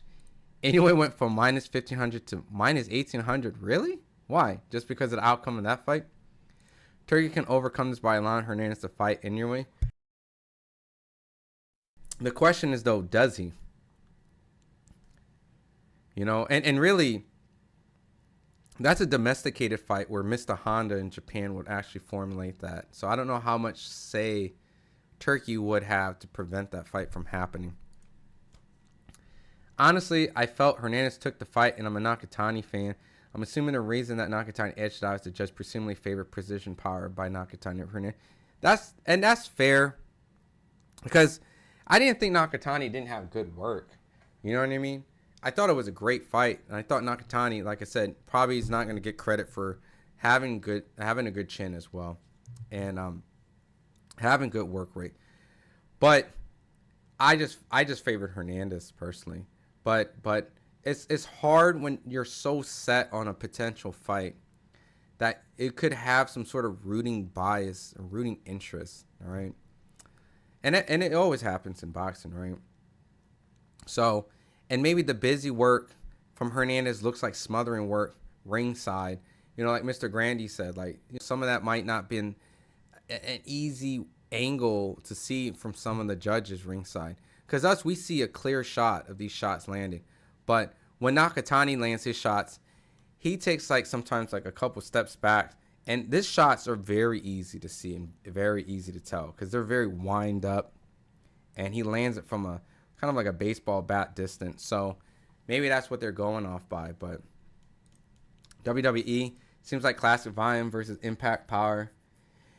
I just don't feel like Nakatani's power punches had impact, and it could be simply because Hernandez had a great poker face, and it kind of works against Nakatani in that sense, because the reason why I feel like it does is you can have all this great work, but if you're not the one that could look like you can absorb the punches better, in my mind I'm thinking Hernandez's shots are more effective because you look a little shaky at moments in rounds. You look like the one that got hurt, while Hernandez is the one that just, you know, just looks unfazed. So how do we resolve such a highway robbery like the AI judge? You just can't.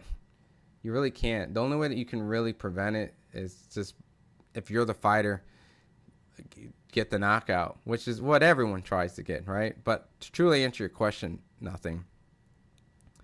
I mean, I don't know if AI judges works all the way too, because I've seen some AI judging make fights look a little bit more competitive than they should. So it's kind of hard, man. Like, if you know what I mean? Like, you're relying on a computer that's basing the reason why they're scoring off of the data off of humans, which is flawed, right? Because boxing's subjective, right? The way you score it. The only way that is truly objective is a ref counting a fighter out, or a fighter can't get up and can't beat a count. So, or a corner stoppage, right? Nakatani, Hernandez, who wins? I thought Hernandez won that fight. I think Nakatani is a bad style matchup for Bam. And you know what? Styles do make fights, right? Because Nakatani does have great counter punching, and he can split the guard and land good shots against Bam. I don't know what Bam's punch resistance is, right? Just because Hernandez takes the punch as well doesn't mean Nakatani's punching power isn't real. You know what I mean? Just maybe Hernandez's chin is the real deal. And that's really how we have to look at it. We have to see Hernandez in another compelling fight to really gauge what type of fight Nakatani really was. And maybe we can give him more credit or we can criticize him. But as of right now, because of the unknownness of Hernandez, it's very easy to just start to discredit Nakatani and say he's exposed, right? But at a certain point, there is truth to that exposedness, is that there's a style that we see that gives Nakatani problems. So even though Nakatani on paper was the victor, Nakatani definitely needs to work on how to keep a guy who's constantly in his face, can absorb his punching power, and is very busy for 12 rounds. Because at that point, that might be the kryptonite against Nakatani. He had round 6 Sebastian, and round 9 he looks to change to Sebastian. Look at the scorecard for that, Judge Ron. You mean Hernandez? Candidate fight of the year? Oh, that's for sure. Now, not downplaying the fight. That fight was an amazing fight. Hands down, fight of the year candidate. You are not wrong. I had Nakatani 115, 113 because of accuracy. Yeah, you know, I'm not so upset with it 115, 113, right? And the reason why I was asking earlier, like, does anyone have Nakatani? Because I wanted a preference. If you had Nakatani winning, you had it as a close fight. You didn't have it as a 10-2. And that's where I was really upset. Not the idea that I thought Hernandez won the fight, even though I picked Nakatani to win. It was the fact that I heard a 10-2 is what really bothered me. Alan Picasso, let's get the bread back up. He just had a rewrap. He just started his first hand. Oh, yeah, I don't know. I didn't see anything about the Inoue thing.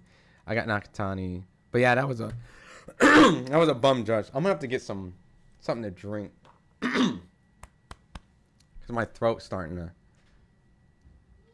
Hernandez cleared won that fight. 115 at 113 at worst. I also add that this is the only time I ever watched a fight and thought a fighter was on PED stuff. You know, Gus, I never want to put that code on nobody. I think it's very hard, right? Because at the end of the day, there is fighters that work their ass off to have a stamina like that. And traditionally, Mexican fighters have a style like that, right? And they idolize fighters from before, like high guard, 12 rounds, Mexican style. I'm going to break you down, go to the body. And that's what we saw, right? So, you know, we've seen fighters like Zepeda, Chavez, guys that can carry that to 12 rounds. But, you know, in modern day, you do always have to have a little suspicion. And so I wouldn't hold anyone against someone to have stamina that looks better than they looked the first round and the 12th round, right? So it's a natural thing as a boxing fan to have that thought.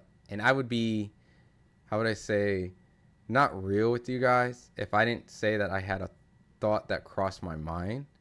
But you can't do that. You can't pin that out there. I can't make that assumptions because I think, you know, in my position, I think that's very unprofessional and very wrong, you know. But as a modern boxing fan, I think it's very easy to feel and think that way because the fact that, you know, fighters at some point do show some sort of, you know, stamina drainage, right? And Hernandez just looked like the real deal. So maybe I need to study more Hernandez to make any type of real kind of assumption.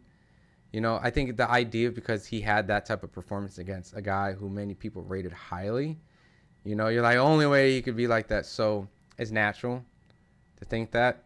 But I haven't watched a lot of Hernandez. Maybe you watched a lot of Hernandez and he looked like crap all his other fights. And then that's the first time he looked like a machine. But but we'll see what the future holds. The official said that it was good, okay, all clear against, and not to correct them and make them rewrap the swing. Okay, so there was a little rewrappage. I know that some people have had concerns about his wrapping because after the Stephen Fulton fight, you know, they had the glove rewrapping situation, or like they were upset with the gloves. That's what it was. So people were very on Inoue afterwards to kind of insinuate that he would be up to no good. So Nakatani's easy work for Bam. Damn. I mean, it could be a style matchup. I still need to see how Bam takes flush power shots because I do think Nakatani will land. Do you believe that Inoue knocks Junto after watching Junto's fight, or do you think that will be a chess match between? I mean, it's still a style matchup, right? That was a style matchup that obviously gave Junto a lot of issues, right? And, you know, Inoue can put high guard pressure, but Inoue doesn't fight like Hernandez. However, Inoue might have more power than Hernandez. I think he's a lot more accurate than Hernandez. I think he's more athletic and more agile. I think he's a better counter puncher. He can do some high guard pressure, but I don't think it's going to be in a way like that. I do feel like it would be kind of a chess match, and I do feel like it would be a counter punch fight where Inoue will kind of land shots where potentially could hurt Junto Nakatani. And unless Junto lands something that hurts Inoue, I still favor Inoue to win the fight. But now I kind of feel like you can mix it up with a little pressure, and you could probably make it a little bit more easier fight now for Inoue, knowing that there's a style out there that you can see that can give Nakatani some issues. But Inoue has shown flaws too now. He's been caught with a left hook. You know, it's not like Nakatani wasn't landing on Hernandez flush freely. It seemed like the work rate from Hernandez was, my opinion, why he won the fight. But outside of that, Junto was landing some vicious shots, some devastating shots, all the way to the 12th round. So it's hard to tell because styles make fights. You know, I think Hernandez gives even Inoue a difficult time. So I don't want to base that fight alone the reason why, you know, Nakatani won't have a chance against Inoue. But I do think it gives me more confidence to pick Inoue just because the fact that Nakatani doesn't look like the indestructible guy leading up to the fight, you know, who seemed like he had all the answers to all the styles. So, but there's absolutely no fighter who would not struggle with Hernandez style. So I wouldn't say Nakatani was exposed. I agree. Kind of what I was kind of saying at that point. I think it's more of a situation where maybe we've all underestimated Hernandez, and now we want to see him in the mix. And I'm personally more in favor of the winner, in my mind, who I thought was Hernandez, face the winner of what would be Inoue Picasso, because that's what we all want to see, the best fight the best, right? And on paper, if this guy beat this guy, which Nakatani did, and then if Inoue wins, those would be the best fight and the best. But if you watch it, you have mixed feelings because a lot of people felt Hernandez won the fight. But I see some people having Nakatani in a 115-113. Not upset. I'm just more upset with the 10-2. That's where I'm feeling so egregious by. I mean, I wouldn't be mad at a draw either. I mean, I would have to watch it and score it and again to see if I have something consistent. Because I think I was probably more in the allure of how Hernandez was able to systematically force Nakatani in that fight. So, but to give you guys an update, they're doing some sort of like samurai play acting on stage right before Inoue and Picasso gets in the ring. Very popular in Japanese and Asian culture to have a lot of these play culture. He originally would have had it 11-1, but you can see he changed it. That's crazy.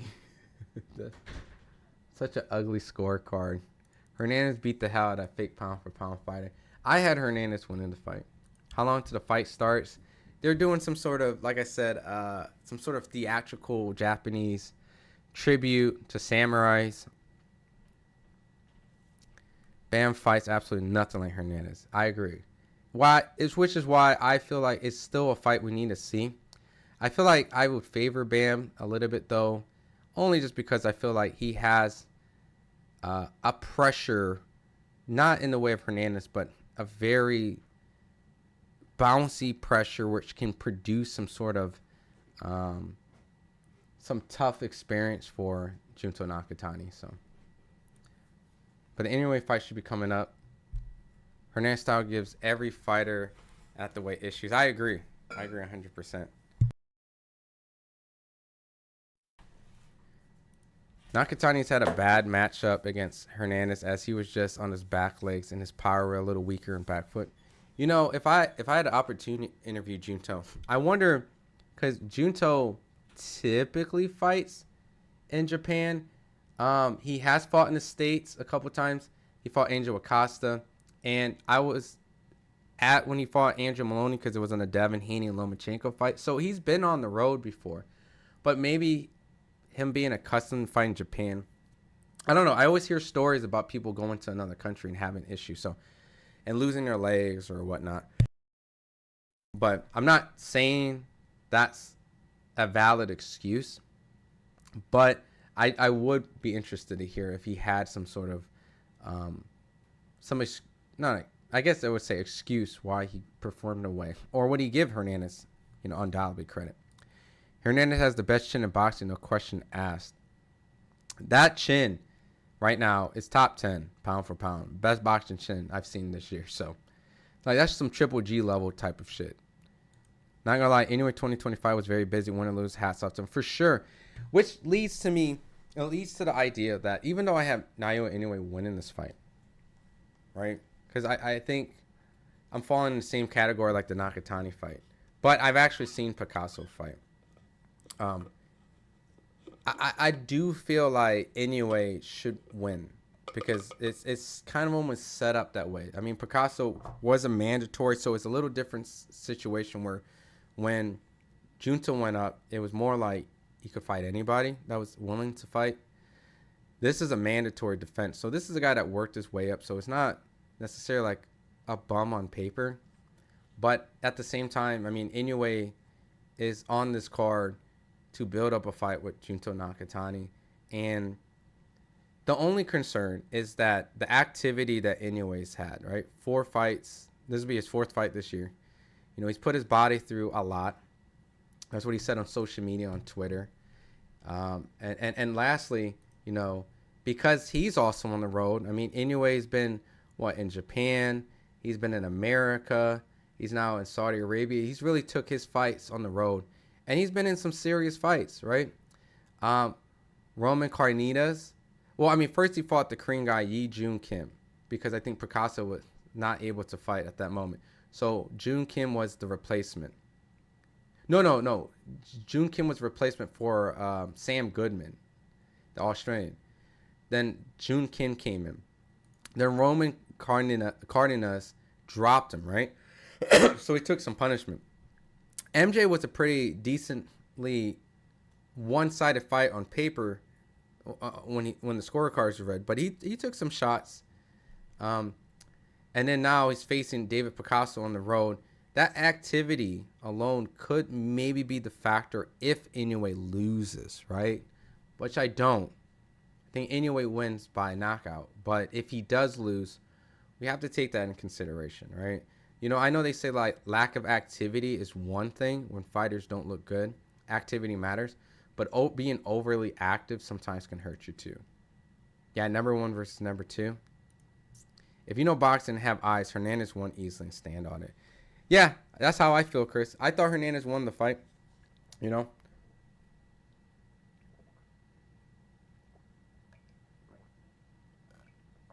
So, I'm with you on that. And I'm not changing my pick, I see a little bit of, I guess, why? Because there has been effective shots or telling shots that Junto landed. I don't think there was any effective shots on Hernandez because that dude's chin was granted. So cool. So anyways, by the walk in the ring, Picasso's in the ring. So I'll start to call the fight. The second the first bell rings. And we'll see, man. This is a good opportunity for Inoue to really solidify himself as the pound for pound guy. You know, Usyk's still out there. I still think Usyk is my pound for pound, but the activity really helps people factor in why Inoue is their pound for pound guy. Because the amount of people he's been fighting, how often he's fighting, can be a factor, you know. So this win over Picasso could help people determine if he stays as his pound for pound or becomes their pound for pound after Terrence Crawford has been gone. Some people never removed Usyk, you know. Some people always felt Usyk, same way anyway. So I had Terrence as my pound for pound, especially after the Canelo fight, you know. But they're all interchangeable. Man, I wonder how much Bruce Buffer gets paid these days. A lot of money. He's like an exclusive DAZN like announcer now, so they definitely had to pay him to keep him there. Man needs to work on punch selection. I agree. He definitely needs to develop a jab. I think a jab would have helped him out big time.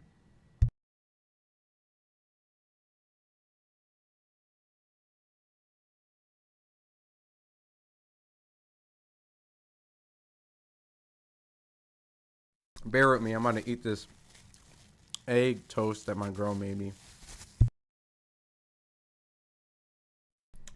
Yeah, I thought Nakatani lost too.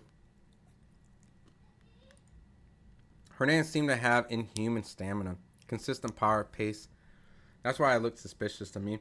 Yeah, I mean, look, trust me, you're probably not the only person that thinks that, Gus. What's the record of Picasso? 32 wins, 0 losses, 1 draw. He has 17 knockouts, so his knockout percentage is a little bit over 50%. Not like Hernandez, which it was like 20 wins, 18 by knockout, which is like a 90%. But in this case, you know, Picasso is a guy who can do a little bit of everything, just not enough to beat Inoue, personally. You know, I think he's like a college student, a Mexican fighter who didn't live like a tough life. I think he's in school to be like a neuroscience doctor or neuroscientist. So he has the smarts, right? So it's not like he's not an intelligent fighter, right? I'm assuming that he has good IQ. But this is more about experience, athleticism, and just overall, just, you know, he's arguably fighting the pound for pound guy at this point. So if he loses, it's more of that than anything.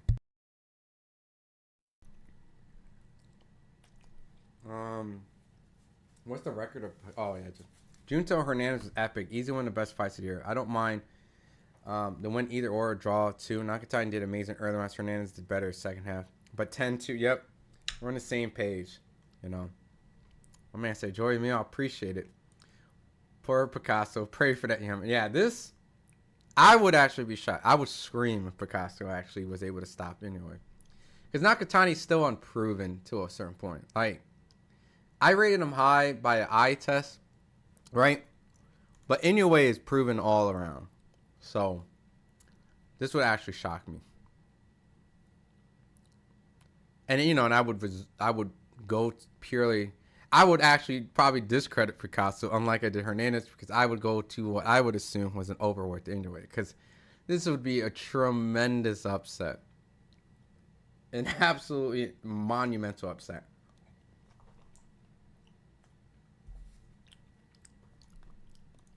Bruce Buffer's overrated, just like fighters, judges, and referees. Announcers also gets past their prime. I think this is nostalgia when it comes to Bruce Buffer, right? You kind of get used to it, growing up. Like Jimmy Lennon Jr., you know, Showtime, you get used to it. So, I think there's more of that than anything, right? Because you see Bruce Buffer, you see Jimmy Lennon Jr., you get the feeling like, okay, now a big fight's on. And I think that's what they bring.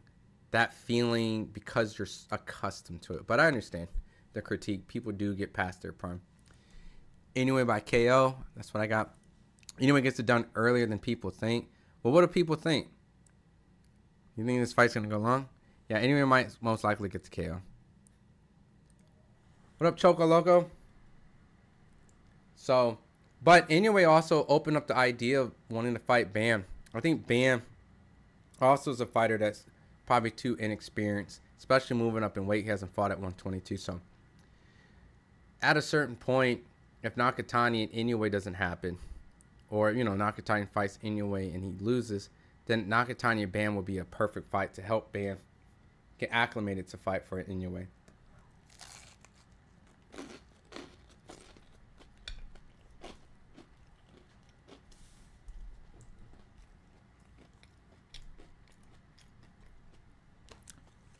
I really don't know why Eddie Hearn's there. I'll be honest. I didn't watch the press conference. I didn't watch any of stuff this week. I'm not going to lie. So, I don't know who he's tied with. All right, cool. First ring's about to start. He is just too nostalgic. Inoue gets dropped in the last two fights and wins by decision. All right. As the commentator says, as cheesy as it sounds, does Picasso paint a masterpiece? Picasso has a high guard. He's putting a little pressure on Inoue. Inoue doing some foot feints, a little bit going side to side. It's going to be kind of a fill-out round, I'm assuming. Seeing that both fighters, they like to take their time and pick their shots. I'm not expecting a fight where Hernandez put pressure from the beginning of the round. I'm expecting a pretty calculated fight amongst two where Inoue landed a good jab and Picasso tried to fire back to the body. Inoue went back to the ropes and escaped. I don't know if a body shot landed for Picasso, but nothing too threatening from either or. Inoue flashes a feint. Picasso biting off a couple of them, bit off a level change where Inoue kind of feints to the body and Inoue takes a nice step back. Stab jab to the body from Inoue lands while Picasso double jab misses, but he landed, I think, a right to the body. May have grazed it, but seems like Picasso's trying to answer back to Inoue. Anytime Inoue throws a shot, Picasso wants to kind of get back into position. Picasso's putting a little pressure and pushing Inoue back on the ropes. Good stab jab from the body of Picasso. Definitely going to get a chest smash right here between the two. Picasso's definitely trying to answer back all the shots that Inoue's trying to throw. Nothing super serious, just a lot of jabs to the body or a lot of feints. These guys are trying to measure the distance right now. Inoue throws a right hook and misses, but follows up with a couple jabs and jab stab to the body. A couple jabs again from Inoue trying to measure the distance. Lands on the guard of Picasso. Picasso's doing a lot of upper body feints, trying to give a lot of angles to Inoue. Inoue keeps that lead land low as he eats a light jab from Picasso. Inoue lands one back. Picasso's putting some pressure and putting Inoue's back on the ropes, but Inoue gets out. Using a lot of lateral movement. Seems a little bit like the Junto Nakatani fight a little bit, but just a little bit more calculated from Picasso. Inoue's doing a lot of movement, trying to still kind of get in a comfort zone, but Picasso is showing a lot of good angles, good double jabs, follows up with a right. Picasso's showing a lot of good traits to make this fight competitive. Could see this round going either or. Not a lot of action going through. Picasso landed, I think, enough punches to match Inoue until a certain point. So, pretty even first round, if you ask me. You know, which is typically what a first round should look like. You know, it was kind of an active first round between the two, but establishing a lot of the jab, you know, level changes, some feints, some good work from Picasso. Actually, slightly impressed with kind of how well he's keeping up. Yeah, and a good call. Lovely ring cut for Picasso too. You put it together very well with that observation. He's not really giving Inoue too much leeway to keep this fight out of his comfort zone. So, you know, it could be some of that neuroscience I was speaking about, him being a, you know, college educated fighter. You know, you don't really see a lot of those. So, and seeing the fact that he's undefeated. So, and it's always hard to tell what type of fight you get because, you know, like we were talking about earlier, styles make fights. Inoue has certain strengths, but he has certain deficiencies. But as I say that, Inoue lets off of mean combinations and tees off on Picasso, and he does it again, and he's starting to land some vicious shots. As Picasso, high guard, starting to take some punishment early on in the second round. Inoue starting to not play with his food, and he's taking some serious chances and landing some serious power punches, showing his athleticism, speed, and timing. Picasso seems a little overwhelmed after those two flurries. Lead uppercut from Picasso lands, and he goes left hook to the body on Inoue. But as in right now, Inoue seems to be inviting Picasso in, almost maybe like a trap, to kind of maybe have him fire back. Inoue lands a good chopping right twice and a jab in between the guard and a chopping left on top of Picasso. Inoue starting to really get in the zone. Oh, and a good right lands on Picasso. Inoue definitely seems to... Oh, man. Inoue definitely turned up the pace, and Picasso now seems like to be completely out of the element. The speed, the power, the timing, the combination seems to be on full speed, full throttle right now. Picasso landed a good right on Inoue, caught Inoue with his lead left down, but Inoue lands a good right, lands another right. These power punches are landing flush in Picasso, and I don't know how well these are gonna... Oh, man, Inoue's landing another vicious right, left hook to the body. Chopping right barely misses on Picasso. Picasso fires back with a lead left hook to the body. Chopping right misses from Inoue, but you can tell Inoue's starting to try to put some steam on that right. Good body blocks from Inoue, and Inoue's still targeting that right. Good combination from Inoue. 3-punch combination. Picasso does a double left chopping to the top left. Man, dude, Inoue automatically just turned the gear up and just showed everybody again why he's so much level to the competition he's facing. He lands a good right, but Picasso lands a good right that follows on Inoue. Inoue has to be very careful. Every once in a while, Picasso definitely lands a solid, clean, flush shot. But Inoue's throwing some combinations, definitely looking to get his opponent out of there. He's not playing with his food. Starting to get a little bit of swelling on the left side, but Picasso lands a good right on Inoue. Inoue has to be very careful because when he starts to get in these type of firefights, he definitely leaves himself to get dropped. But a good uppercut lands from Inoue as he turns himself back on the ropes, and Picasso is taking advantage of it. But Inoue lands a good left hook. Picasso's starting to throw combinations to fire back as Inoue lands another mean right. They exchange hooks. Picasso's firing back, but definitely an easy round to score by Inoue. But definitely need to make sure that Inoue is aware that Picasso's trying to counter him in between shots, which is often what gets Inoue dropped from the Cardenas fight. I keep saying Cardenas, bear with me. Cardenas fight and the Luis Neri fight. We've seen him get caught in between. And the Donaire, so Inoue needs to watch out for that left hook. That's what caught him in the last two fights. Exactly. You're seeing what I see, Joel. 1-0 Monster. Inoue caught him sleeping. Oh, you're saying, yeah. So it's definitely 2-0 Monster if that's the case. First one could have kind of went either or, but he's a monster for a reason. Picasso's legs definitely got wobbled, so. Great round from Inoue. I like Picasso's grip. He's not laying down. He's not fighting scared, but you can definitely tell there was a huge difference in speed and timing between the two. But Picasso has some good counter shots. He's also not afraid to fight, be first too. So Picasso right now starting to give up his height. He's brought his level down to Inoue with his high guard. Right now, both guys are exchanging jabs. Inoue landed a good left hook right now on Picasso. Picasso tried to follow up with a jab. Yeah, Inoue definitely seems like he's getting stronger. While intense round, Inoue's doing what Picasso did with red paint. As of right now, Inoue definitely seems like the stronger of the two. Both are exchanging jabs. Inoue's trying to find home with that right hand again. Picasso, great jab to the body. Double, triple jab from Inoue. Inoue's mixing it up, going from the body to the head to the body.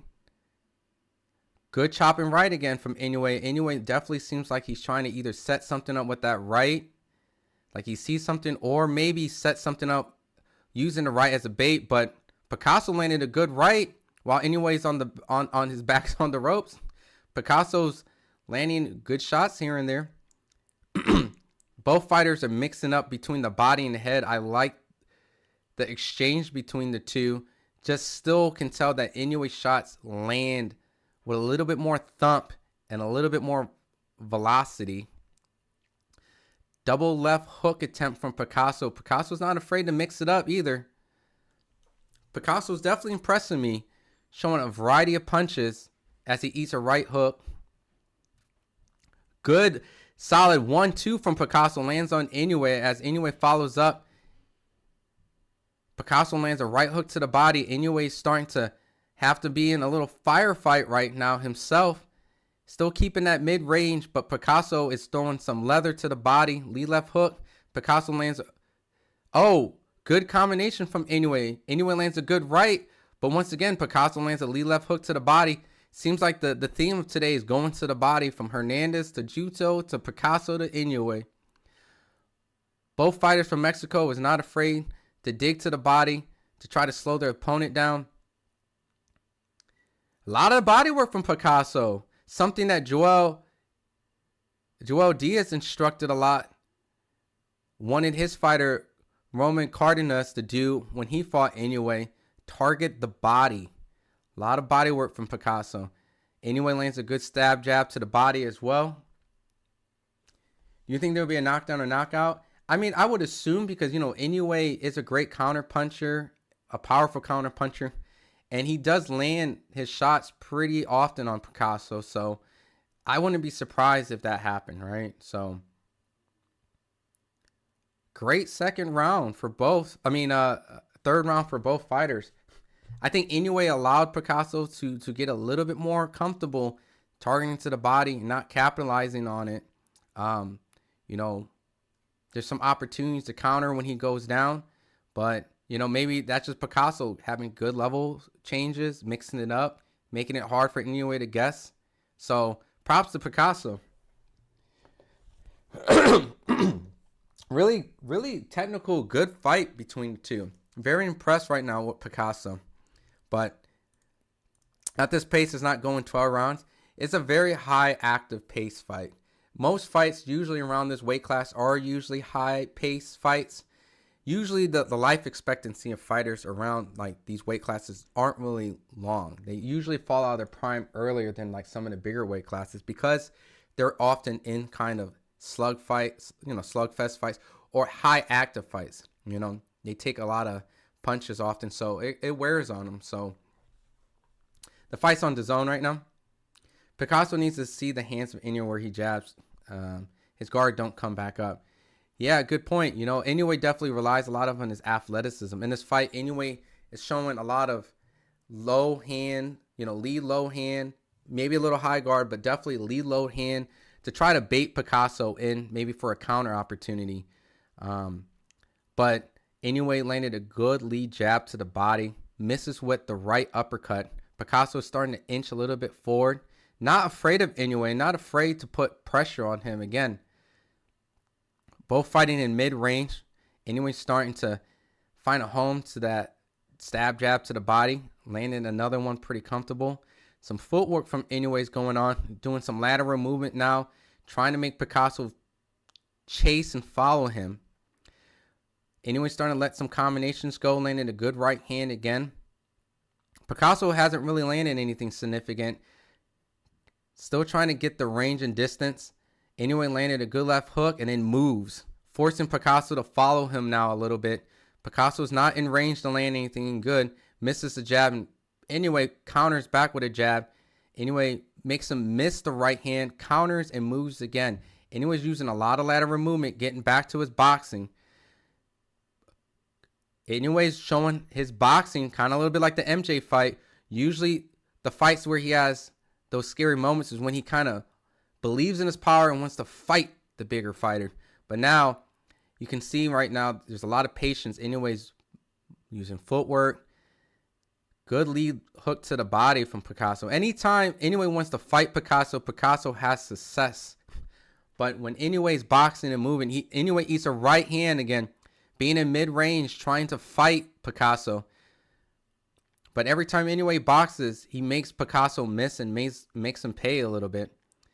But Picasso landing a good right as Inoue tries to exchange and try to fight him a little bit. Inoue barely misses the right. A lot of jabs from Inoue in mid-range. Picasso's in range to land some good shots. Inoue's back on the ropes. Inoue still has his back on the ropes. He's fighting his way off the ropes. Picasso, double lead left hook misses as Inoue's back on the ropes. Double left hook lands on Inoue for Picasso as a right hook follows to the body. Picasso lands another left hook. Inoue needs to get his back off the ropes. Inoue's starting to fight Picasso a little bit. He's starting to eat some punches.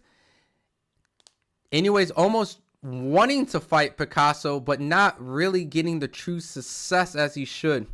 Meaning, he needs to get back to boxing. Inoue gets caught in exchanges. Exactly. When he wants to fight, that's where Picasso gets busy. And it's almost like he knows that. So he definitely takes advantage of it. And he definitely fights. And he even wins some of those exchanges. Picasso's waiting too much. Picasso's trying to box, but waiting too much and not taking initiative. I think he is trying to take some initiative. You know, I get what you're saying. He's not taking like the forceful Hernandez approach. But I think maybe because he's wary of the counter punching, you know, of Inoue and the athleticism. But he has pretty good timing. And when they're in that range where they can both hit each other, Picasso is landing some good shots. Inoue's painting red on Picasso with looping right hands. That right hand has been the signature punch this fight for Inoue. You can see the multiple attempts that he's thrown with it. Almost feels like he can get it around the guard, even if he has it up. That's what it seems like Inoue thinks he can comfortably land it in between or outside of it.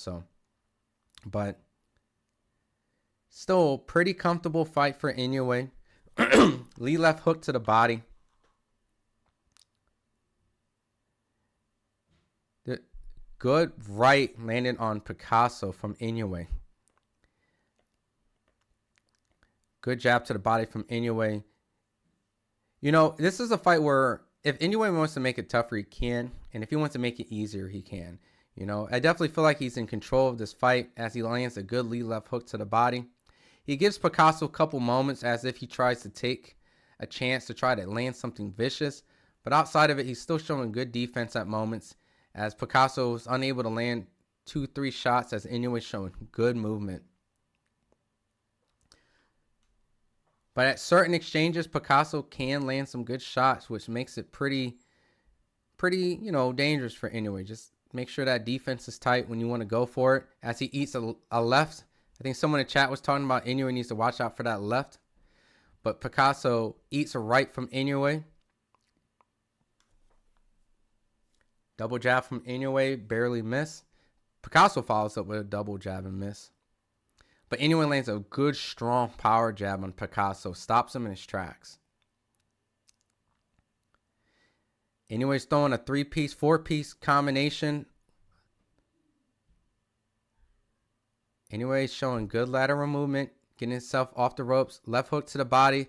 Mixing the combinations up pretty well.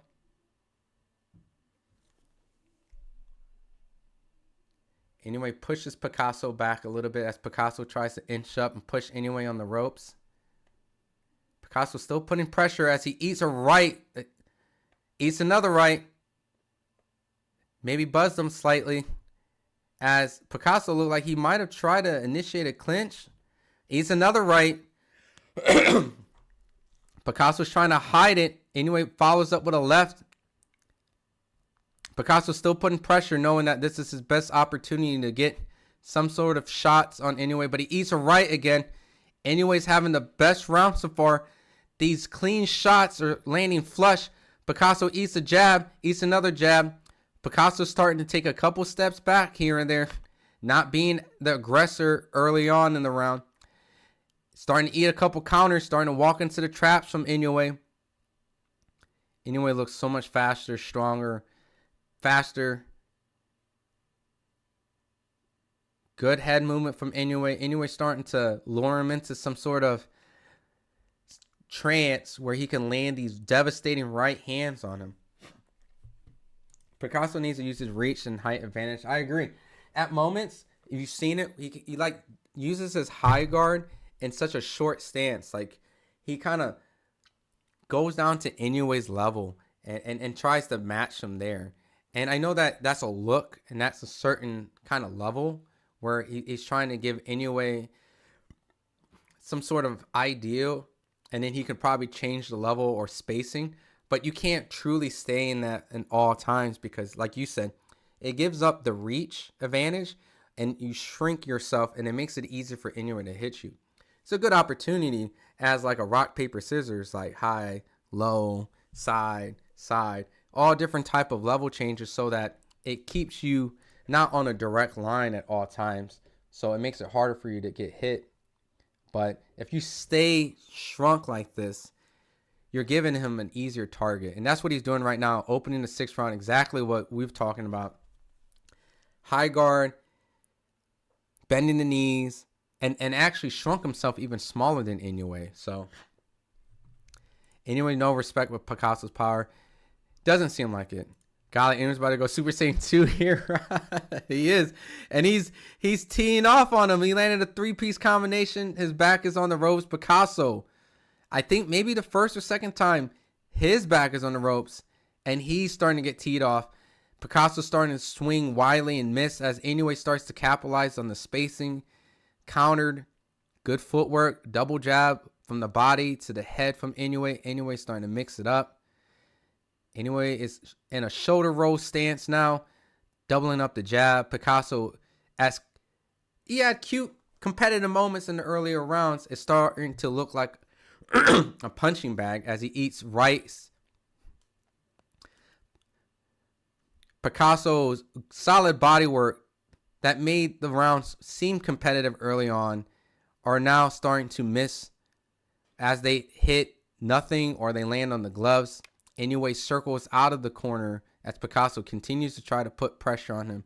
But they both jab in exchange. Picasso landed another jab as Inoue now tries to fire back, as in, you landed 2 good jabs. I need to get that back. But Picasso's starting to fire back and landing some hooks. Inoue starting to exchange, almost like his ego won't allow those 2 jabs to sit well with him. So he wants to get it back, and that's where Picasso knows himself as the fighter Inoue is. Those are the best times to exchange with him, and Picasso landed some good shots. But once the dust settles and it goes back to kind of a boxing match, Inoue is just visibly faster. It has better footwork. Inoue lands a good 2-3 piece combination to the body. Loaded up a good shot. Inoue still getting hit with the same left hook, how he got knocked down. Yep. Which is why I think the Nakatani fight interests a lot of people, because Nakatani has a solid left hook, and we can see he's gone down. So can Nakatani put him down? As in Inoue just continues to land these vicious right hooks, left hooks to the body. Picasso is starting to just take some punishment now a little bit. You're starting to see Picasso's power just not have any true effect, as in Inoue almost seems like he can punch him on the gloves and send him back. The power difference is vivid. Double left right hook to the body to Picasso. Picasso didn't seem like he liked the body shots. He started to trail back on the ropes, almost like he fell back onto the ropes. Yeah, Inoue's doing good. I might have a charity round for Picasso. I don't know what round it could be, but Inoue's pretty much in control of the fight. Still making some sort of defensive lapse here and there, but nothing concerning. But something that it's still there, that we all see, that if a person lands a good shot there that has some good time and power, could put Inoue on his ass. Yeah, he's definitely fading, The respect isn't there, and Inoue just being patient.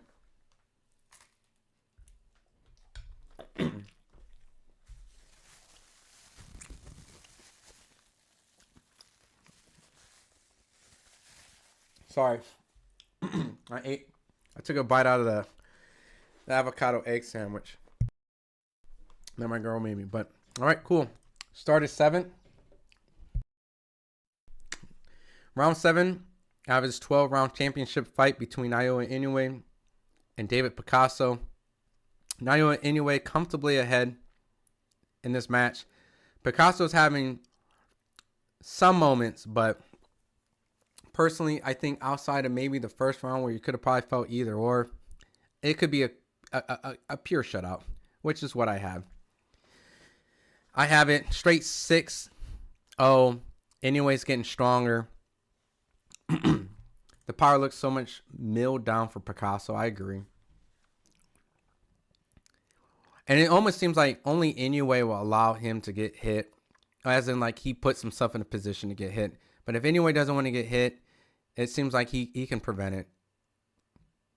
You know, Picasso at this moment, slowly on the back foot now. Inoue's starting to put some pressure. Landed a good jab. Maybe he feels like what you said, Joel, that he's fading. He feels a little bit, so he's putting a little mental fatigue. He's testing his mental fatigueness a little bit. Inoue drops both hands down on some Roy Jones a little bit.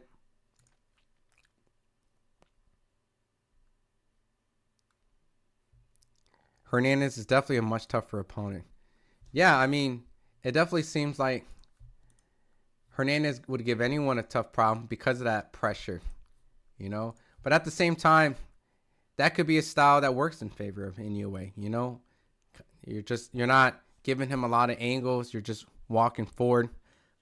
Some fighters take advantage of that. And Inoue's power might be more devastating than Junto. Even though Junto landed flush and clean and precise, Inoue might have a better and bigger punch. Inoue's starting to put more pressure on Picasso. Once again, pushing him back. Bringing the fight to Picasso versus the other way around. Inoue still putting more pressure now. Picasso's trying to box. He can't box for Inoue. At this point, you might be right. At this point, he might just have to just like turn it into a dogfight because him going backwards is definitely not going to work in his favor because Inoue is definitely setting up traps to counter because you can see by his footwork he's bouncing in and out, putting kind of like some sort of fake pressure to kind of set up a good counter opportunity. Picasso throws 2 rights. Picasso's trying to land a left, but it gets countered by Inoue's left. Good jab from Picasso. The best punch that Picasso does land consistently is a jab. You know, he does occasionally catch Inoue, you know, lax in between exchanges with the jab, but it's probably because Inoue just doesn't respect the jab. After the jab, Picasso does try to set up with a follow-up, but he just isn't able to land and connect. Junto is more selective technical boxer than Inoue, so can't say if Hernandez will match up proper like he did with Junto. Yeah, I mean, styles make fights, you know. I want to see Hernandez fight Inoue. I don't see why not, because I thought he beat Junto, so I think Hernandez deserves a shot, personally. Picasso has to take a page of Hernandez's playbook, bite down his mouthpiece, and work some numbers. The question is, can he do that, though? You know? Can he land and throw those type of amount of punches that Hernandez did? Because I think Hernandez threw about 900 punches. Almost 100, about what, like 60, 70 punches per round?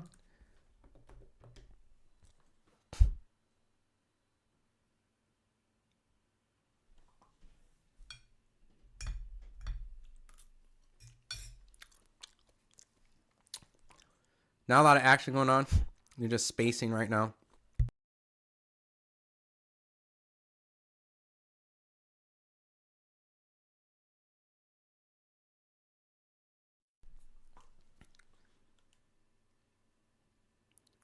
Good right hook to the body from Inoue. Yeah, he threw 900 punches in 12 rounds. Something like that. And then Junto, I think, was somewhere in like 800 something. So they threw, I think Hernandez outthrew him by like 80 punches. So they were both active. They were both very active. I got to give Junto credit too. Like, they both were extremely active. Should Inoue move up, wait for bigger fights? You know, I think that's when he'll hit his limit, to be honest. Because right now, Inoue definitely does not seem like his resistance as he is pushing the bigger Picasso back. His punches push him back, even if he's blocking. And just, Picasso just seems extremely hesitant. I don't know if he's trying to set up like a solid counter punch, but Picasso hasn't really landed or thrown a punch for a hot minute, so.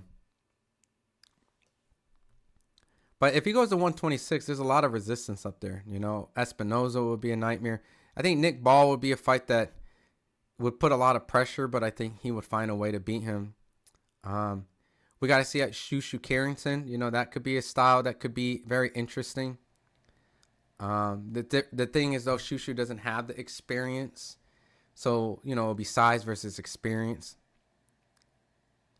Usyk says he's fighting Wilder next. Yeah, that's the play. You know, I think they want to do that in America, maybe in Vegas. So, what up, Wovaka?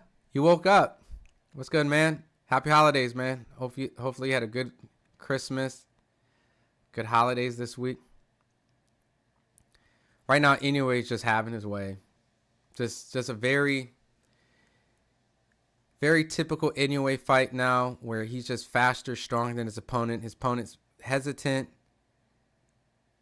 He's just unable to land anything. Just seems slower. Inoue just patiently picking his shots, working on his boxing. Very reminiscent of this last fight, the MJ fight. You know, going into that MJ fight, his last fight, Inoue recognized that he definitely relied so much on like just the love of getting knockouts and going for it. Oh, shit. Picasso almost looked like he took a knee at the end of that 8th round.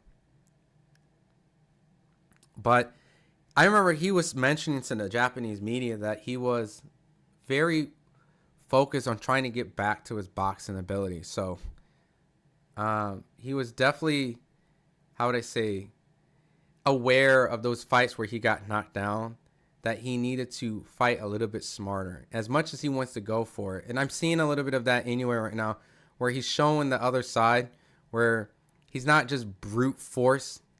He's also a technical, patient, precise fighter who doesn't have to force a fight to end in 5, that he can take it into the later rounds and kind of drown them out. So anyway, still in first gear, he could stop this guy if he picked it up. Correct. Kind of like, you know, what I was saying, like you can see a little bit of like his patience, you know, his poise. Because like in the second round, he picked it up. And then, yeah, I just want to see Roach 2 tank. Don't we all? That first fight was awesome, man.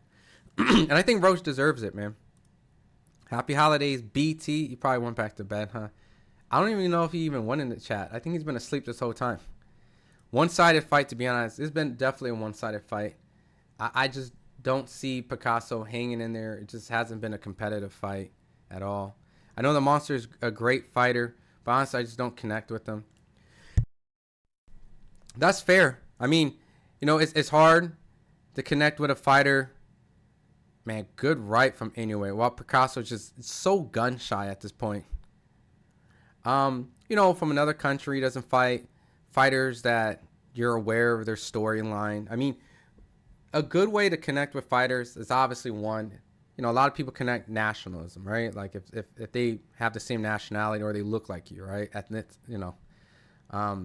So at that point, fighters connect with other people because of their countrymen.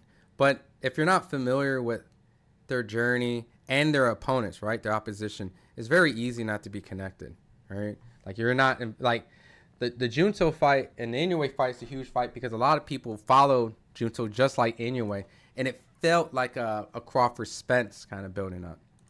Yo, Supermax in the building. What up, Joseph? What's up, Joseph? Happy holidays, man. Hope your kids got everything they wanted, man. How's everything going with you, man? We're just cruising through this Inoue fight now. Inoue just, it's like a very simple sparring match now. Picasso has shown no resistance except for just a lot of irky jerky upper body movement. Just kind of almost in survival mode as his back is on the ropes. Yeah, see, just like I was saying, Joel, we're on the same page. This is sparring, not a fight. Anyways, mid. Anyways, overrated. Inside the squared circle, I wouldn't say he's mid. It was nothing like Crawford and Spence. Well, I think just using it as a comparison, when like people don't connect with Inoue, it's because like they don't have the same investment. Like Crawford and Spence, it seemed like everybody was invested. People who follow the smaller weight classes, people in different countries, people who follow the big, you know what I mean? Like I feel like with the smaller weight classes, it's always had an issue, right? Especially because in the States, a lot of the better fighters are overseas. But man, Inoue is just beating Picasso up as he sinks into the ropes and he eats a right hook to the body after another right hook to the body. But that's kind of why a lot of people don't really, man, good, oof. And I think over the years, Inoue hasn't really fought any true known fighters who have accomplished something like legitimate, right? So like, and it's not a shot at Inoue, right? A lot of this is mandatory stuff, right? But you know, like MJ was a unified champion, right? So, but he took a loss. You know, Roman Cardenas, people didn't know, right? Ye Jun Kim was the last man replacement from Korea. TJ Doheny, fighter way past his prime. Louis Neary. There was some history. People got into it because of him being banned in Japan and it was being lifted. But, you know, Paul Butler. So a lot of his opponents really haven't done a lot of stuff over the last few years. You know, Jason Maloney. You know, it wasn't like until the Stephen Fulton fight, the Donaire fight, even though the Tapales fight itself was a significant fight because it was undisputed and he beat MJ, people still didn't really know Marlon and MJ. So a lot of that definitely comes down to just not being interested. So how do you become interested in the fighter if you just don't really, you know what I mean, know the backstory? So Picasso lasted way longer than I thought. I agree. I mean, at this point, I wouldn't say Picasso's really trying. You know, he's definitely in a survival mode, and Inoue's not pressing the gas. You know, he's fighting cautiously, probably working some of his boxing, but Picasso's not taking a lot of risks, and he's definitely trying at moments, but he's also trying to survive. Does Inoue have hobbies? We don't know much about his personality. It's hard to connect when. That's another good point. You know, since he doesn't do a lot of media, especially like in America, you know, and plus different cultures, it's hard to connect that way. So Picasso's trash. What do you expect? I expected this. Well, actually, I expected a knockout, to be honest with you. I definitely. Oh no. I know you're not disrespect. You're giving your honest opinion. Inside. Listen. You can say any fighter's trash. You can say any fighter's overrated. You can say you're entitled to your opinion. Anyone that takes offense to your opinion, little person, right? That's what we're here for, to give our diverse opinions, right? So, and to a certain point, like, I would be slightly disappointed if Inoue does not stop Picasso because he's built up as the monster, right? I mean, props to Picasso for making it this far, but you know, this is definitely a fight where Inoue is levels above. Versus the Nakatani fight, we kind of still didn't really know what everything he was capable of doing. My man said I rage bait. Yo, yeah, I'm black and Korean. I'm half black, half Asian. So, hence why, you know, my interest and obviously into the smaller weight class exists. Shushu destroys Inoue. I mean, that's a compelling fight. You know, that's a fight where is Inoue carrying Picasso? It doesn't seem like he's carrying him. I mean, I could see why, but it's just he's not taking the risk. What round we're in? We're in the 10th round. I'm sorry, I didn't change my my round. So we're in the 10th right now, about 20 seconds left. But yeah, I mean, Shushu, the thing about the Shushu Inoue fight is it's this youthful, skillful kid who's unproven, doesn't have the experience that Inoue does.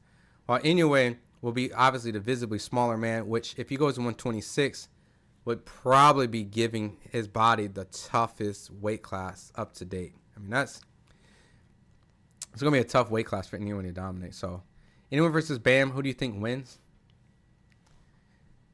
It depends on how Bam progresses, right? Bam versus Inoue, because Bam openly admit, like, you know, he hasn't even went to 122. So, like, being realistic, him jumping up from, like, 115, you know, I mean, he's going to have to put some weight on and have to fight at that. And Inoue definitely has good power. So, I think Bam's footwork can give Inoue a lot of issues. I've heard people who've sparred both Inoue and Nakatani and Bam. Yeah, it's all three of them, actually. And he told me he thinks that Bam would beat Inoue. So it's a little insight. Doesn't mean it's the gospel, but someone who's been in the ring with all three of them. Easy fight to score, but it's looking like a sparring for session for. Yeah, it's been very uneventful. Kind of hints why my commentary has been very inactive, because it's just Inoue landing punches and then escaping as Picasso falsely attempts to put pressure and then goes back and does not let his hands go. And if he does, he lands maybe like a jab or two. But maybe this is a weight class that Inoue is getting punch resistance. It's getting harder for him to hurt the guys, even though he's got knockouts. He didn't knock out MJ, you know. Obviously Yi Jun Kim and TJ Doheny, and I don't know. I mean, he has been knocking everybody else out. So only one made it a distance is MJ. So maybe I take that back, but that's the fighter's part, though. If you never fight top competitions because you don't want to. I mean, I think the attempt was to build a Junto Nakatani fight, right? Because people had Nakatani as a top 10 pound for pound. So this would essentially be Inoue's attempt to fight, you know, a top 10 pound for pound guy. I know the Hernandez fight took a lot of the steam out of it, in my personal opinion, but this is a mandatory. And when you're undisputed, you know, you have these belts that you have to defend. So personally, this is one of the drawbacks of having titles, is that you do have to fight your mandatories. Some deserving, some aren't. You know, it's a way where the champions can't avoid what would be a top prospect or a top contender.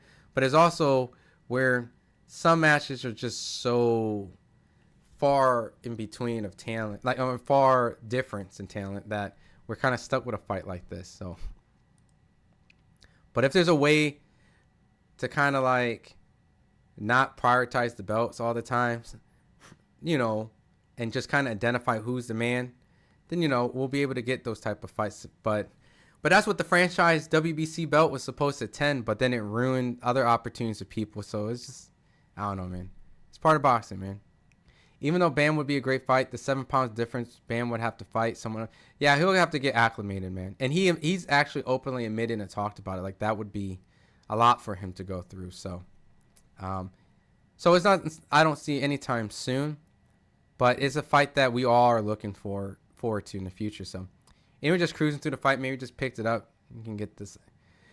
I mean, we're literally at the tail end of the 11th, and we got one more round. So I would definitely say that looking at the Junto fight and the Inoue fight, I don't know if it really sold this fight, as Picasso is starting to land some shots on Inoue. When Inoue's pressing the gas, Picasso's landing some shots. You don't look Korean at all? Yeah, I'm half Korean. So my mom's Korean. A lot of people think I'm Filipino, to be honest. When I went to the Philippines, a lot of people come up and speak Tagalog to me. and I would be like, I don't speak Tagalog, man. So they always make jokes like black and Asian make Filipino. So it's an often thing that I get. So do you think Inoue will win? Oh, yeah. I wouldn't. Listen, I give every single round to Inoue. I could probably close my eyes for this last round that we're in, the 12th, and I could tell you exactly how the fight goes. Picasso's doing upper body movement. He's doing a little pressure, but anyways, outboxing him. Not taking too much of a risk, but outboxing him. Picasso got hit with a good shot, took a step back. Hesitant to fight. Anyways, not taking really true chances, but you can see he's visibly the better fighter. Yeah. Anyway, looks like he's trying to lower his knockout ratio. All those other so-called pound-for-pound fighters moved up to challenge better competition. Why is Inoue given a pass? To be fair, though, Inoue has moved up. Inoue's been multiple weight class champion. I mean, you got to think this guy has been starting his career at minimal weight, right? He's had 24 world championship fights. You have to take that in consideration. He's won light flyweight, super flyweight, bantamweight, super bantamweight. I mean, he's fought against 16 former and current world champions and beat them. Like, as much as like people want to criticize Inoue, beating 16 current and former world champions is definitely something that I can go down a list of other fighters, and they're nowhere near with those type of accomplishments. So it's just one of those type of stuff where you have to give him credit. He moved up, I think, 5 weight classes. He skipped him over 1, which is a weight class I kind of wish he fought in, but I think politics prevented certain fights being made. And that was, I think, 115. He jumped to 118. But, at the end of the day, it's not really giving him a pass. You got to just take account. Like, this dude has really fought good opposition for the weight class he's at. Oh, and they exchange hooks, and Inoue eats a vicious left from Picasso. Another Picasso. It seems like Inoue's trying to close the show, but once again, when he tries to fight Picasso, Picasso is willing to exchange, and he has really great success. Probably maybe is the reason why Inoue is choosing not to fight Picasso, as he eats another left. This might be the reason why Inoue fought this way. Maybe acknowledging when he exchanged with Picasso, he gets hit. Picasso is starting to tee off tremendously, and maybe that's Inoue trying to close the show. He's trying his best to try to close the show, but as he does that, he's getting caught with a lot of crazy shit. My boy Monster whooped Bam's ass all day. Good left hook to the body. Inoue's definitely trying to close the show. He's getting hit a lot trying to really put Picasso's lights out, but he's getting caught a lot, man. Maybe, man, we need Hernandez Inoue, man, because this is the style that Hernandez would bring, and if Inoue can't get out, the score, I got this 120 all the way, 12-0. Inoue Nakatani, Picasso Hernandez next. Picasso Hernandez will wipe the floor with Picasso. Well, I don't know, actually. I take that back, because Picasso looks like he has a good inside game. So you're right. Have Picasso Hernandez fight, and if Hernandez wins that, have him face the winner. And Inoue versus Nakatani. Inoue just playing, he'll KO him. No, he didn't, man. Imagine all those people who bet minus 750 on Inoue KO. You have to tell the girls you're blazing instant. It's worked in my favors at times, but I'm a happy taker, man. My brother, I got my son, I got my beautiful wife, so we're good. But when I was younger, it worked in my favor and slightly worked against it. You know what I mean? But I think it helped out. Watch out for the left. Yeah, Inoue just can't get away from the left. Respectfully, bro, Devin Haney told Brian Norman Jr. Inoue could be a champion if they move it correctly right before dominating him. True. And you know what? You make a good point, because like at the end of the day, we do put a lot of emphasis on belts inside. Sometimes belts don't really tell the true story. And at that point, it's a good accolade, the stat pattern, right? So in between, like, I'm 1 foot in, 1 foot out then, right? Like, I get it, like, some of these, quote, champions, but I think someone asked me earlier, like, is Stephen Fulton his best win, right? And I'm sorry, I forgot to answer that question. I think till today, I mean, it still probably is between Stephen Fulton and Nonito Donaire. Even though I was an age Nonito Donaire, I mean, it's hard to put it past. Like, no, Donaire was able to be a champion afterwards against Ubwali, who beat Rashid Warren. So, but when it came to that Devin fight, I definitely picked Devin to beat Brian Norman. Brian Norman was actually, when I talked to him, he was kind of like trying to sun me a little bit when I told him like he took a very, very, very dangerous fight, as in fighting Devin Haney. And that's what I was kind of saying. Like, I give you props. Like, this is a dangerous fight. Like, what makes you think like you could just jump right into it? So most people kind of, work their way into it. So, but Devin did what he was supposed to. What's this? Inoue fighting Junto? No, this is Naoya Inoue versus David Picasso. Junto fought Hernandez in a controversial win, and now Inoue looks like he just has a one-sided, decision win. Picasso range was the reason why Inoue couldn't close in. He was getting tagged too often when he tried to close. Yeah, and that left was landing at will. Inoue versus Prime Manny. Oh, I got Manny. Any dude that goes up and fights 154 pounders. I mean, I guess it depends on like the mindset, because Manny at 118, like he wasn't the Manny at like 135, 140, 147. You know what I mean?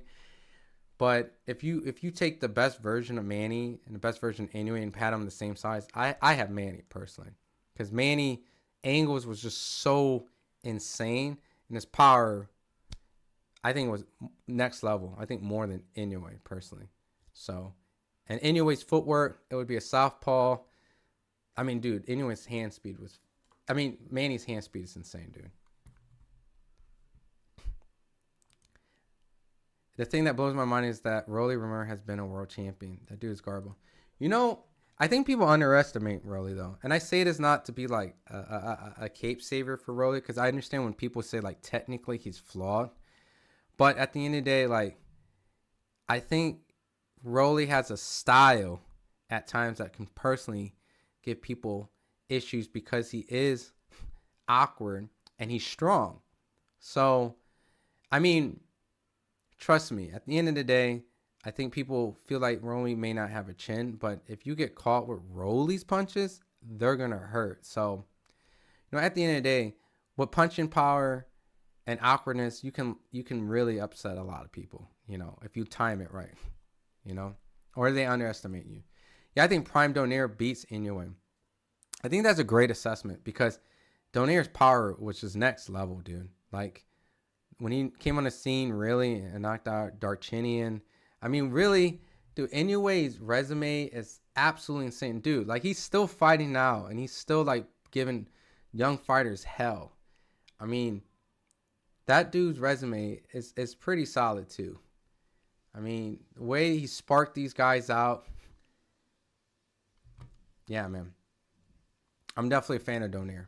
So, Prime Crawford versus Prime Manny. It's a tough fight, dude. It's a tough fight. I would favor Crawford. Oh, by the way, Inoue got the decision. If anyone wanted or was curious, Inoue. So. But Prime Crawford's Prime Manny. It's a tough fight, because I can see Manny's freakishly athleticism giving, Crawford fits. But I think Crawford's style, being very patient, I think Crawford would edge that fight out, just in my mind, But at the end of the day, who's accomplished more and who's done more, that's up to debate. But I think stylistically, I think those two would have a pretty interesting fight, and it might resemble a little bit of like Floyd's fight, but a little bit more risk, It just depends on what Manny brings in that fight. Because you got to think, like, what would you consider Prime Crawford? Like, did we just witness Prime Crawford?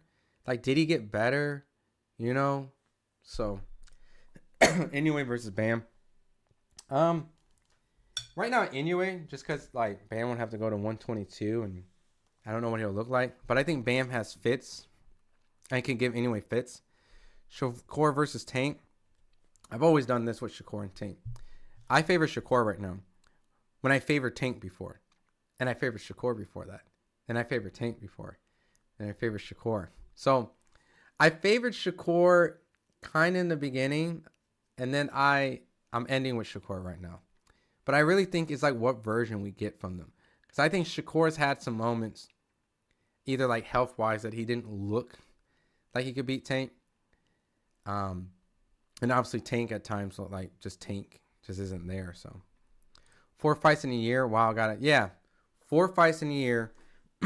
he's went on Twitter to I guess go and say like he's put his body through a lot. So he's definitely had a hard year of training and definitely probably should rest a little bit next year.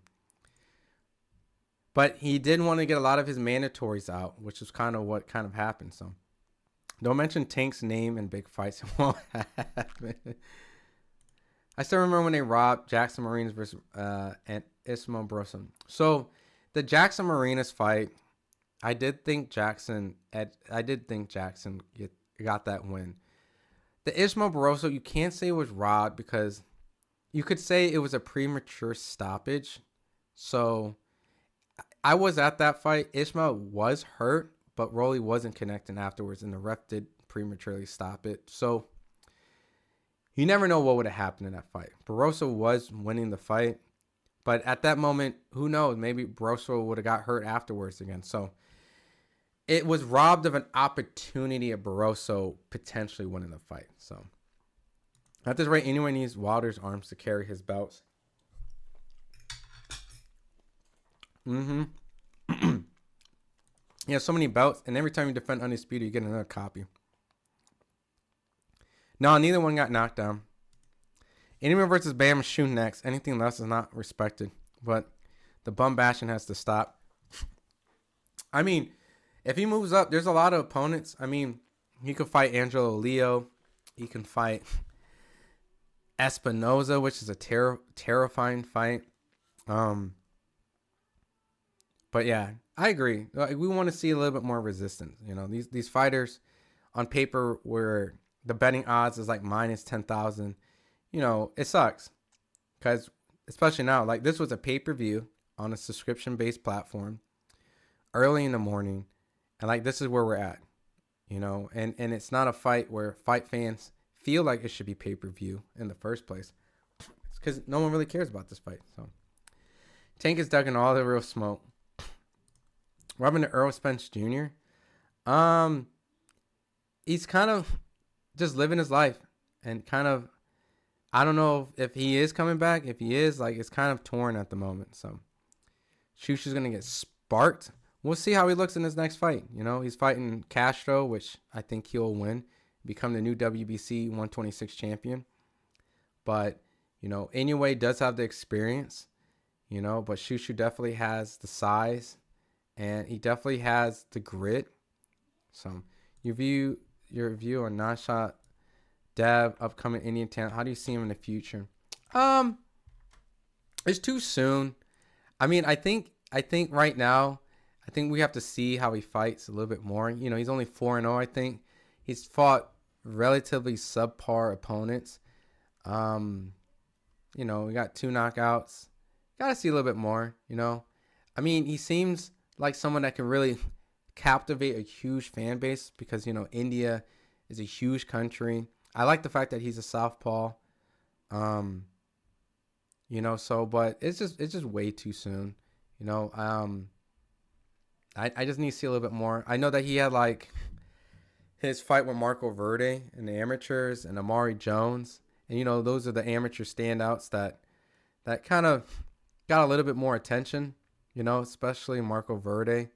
But I think he does have a win against Marco Verde. Not his last fight, but I think somewhere in his amateurs he did beat him. So it does show me that he has amateur skills and good skills. I just have to see how it translates into professionals. You know, Marco Verde is supposed to be like one of the next fighters from Mexico. So why is Earl Spence not fighting? Oh, I think I just answered that. Yeah. Spence said he's not ready yet. Shushu destroys Inoue. He's been dropped by bums. Yeah, I want to see Shushu fight Inoue. Shushu's my guy. Personally, like, I have a a reporter based friendship rapport with Shushu. So, obviously it would be a rooting bias, right? I can admit that, right? But I think it'll be a good fight, and I think it'll be a tough fight for both, And I think you would have to favor Inoue though, on paper, when you make the fight. Not saying that that's who you should pick, but just because of Inoue's experience. Hot take: Jermaine Ortiz outboxes Keyshawn Davis. You're like the 20th person that said that to me. So, not a crazy hot take, honestly. More people have told me that than people said Keyshawn beats him. So, you think Devin clears 147? If he got an opportunity to fight everybody at 147, I think he would be the favorite against everyone in all the fights. Like, I think if you match everyone. The only one I'm curious about is Ryan Garcia. Because, yes, Ryan did fail, for Osterine. They did agree to fight at a weight where Devin made weight, but Ryan, missed weight. And it makes me wonder, like, really, is it a style matchup? Because they went 3-3 in amateurs. And every time I've heard people talk about the amateur fights, Ryan would hurt Devin in the amateur fight. So his dad told me, like, he busted up his eardrum, and gave Devin his first 8 count. So by all means, I think stylistically it could be something where Devin has difficulties in. But I do feel like Devin fought that fight where he wanted to knock Ryan out. So I think he would fight it differently. So I would favor Devin to beat everyone at 147 personally right now. But that's just my take, We have to see it. You think Tyson Fury AJ actually going to happen or not? I don't know. We'll see. I think Fury needs to come back and have a tune-up, because and AJ, I don't know if he carried Jake Paul or not, but he kind of looked kind of shitty too. Canelo versus Hagler. At middleweight, Hagler for sure. Hagler switch hitting middleweight, never been knocked down, I believe. Heavy power puncher. I mean, I commend Canelo, right? But I think stylistically, Hagler is like a bigger Crawford that's gonna bang with you. Like, and they would fight at middleweight. We've never seen Hagler at 168, but Canelo's smaller than Hagler because Canelo started at welterweight, then really started at 154. Like, that's when his championship reign was going. So, relatively small guy. So, Usyk versus Holyfield. Woof. Tough. Man, you're asking me all these tough mythical fights. And these are my opinions too. This shit don't even matter. I don't know, dude. That one I have to plead the fifth. Because people forget how tough Holyfield was, dude. Like, I just missed your message, Zay. Which 154 do you think dethroned Sebastian Fundora? Jaron Ennis. I think Jaron Ennis. It won't be an easy fight, but I think Jaron Ennis. I mean, remember, Sebastian has lost. He's got knocked out by Brian Mendoza, so Bachram could be an interesting fight. Virgil Ortiz could be an interesting fight. I think Sebastian Fundora is a little underrated, I underrated him. I admit I underrate Sebastian Fundora, so I do think he's gotten a lot better. So, but I think my safest bet would be Jaron Ennis. But once again, Jaron hasn't fought anyone at the level of Sebastian Fundora or nowhere near that. So, Prime Loma and Tank. Depends on what you consider Prime Tank. Because I think Prime Loma always gave... I think Prime Loma gives Teo fits. Because I don't think he was Prime. I think Prime Loma will give Devin fits. And he wasn't Prime. I think Prime Loma gives Tank fits. I think Prime Loma gives all those guys fits. But I think Tank could knock him out. No, Devin has fixed past flaws and has more power punch resistant 147. Also won't try to stand next time he beats Ryan. You were on the same page. Like, I agree. Same page. I think Devin is not going to fight in that aggressive fashion he did, and I think he should be the favorite against everyone. One of the most anticipation smash that's never happened. Bivol versus Crawford, prime for prime, brother. Bivol will beat Crawford. Yes, because that size difference is a thing. That's not even a real thing I can break down. Bivol's way too big. Even when he went down to 168, you know? Crawford 175 against Bivol. No, dude. No. I think Crawford's pound for pound more than Bivol, but if they fought Bivol, that's a size thing. And Bivol mastered that Russian style that is it pendulum? Not pendulum step. I forgot what the Russian term. The what is it? Russian boxing step.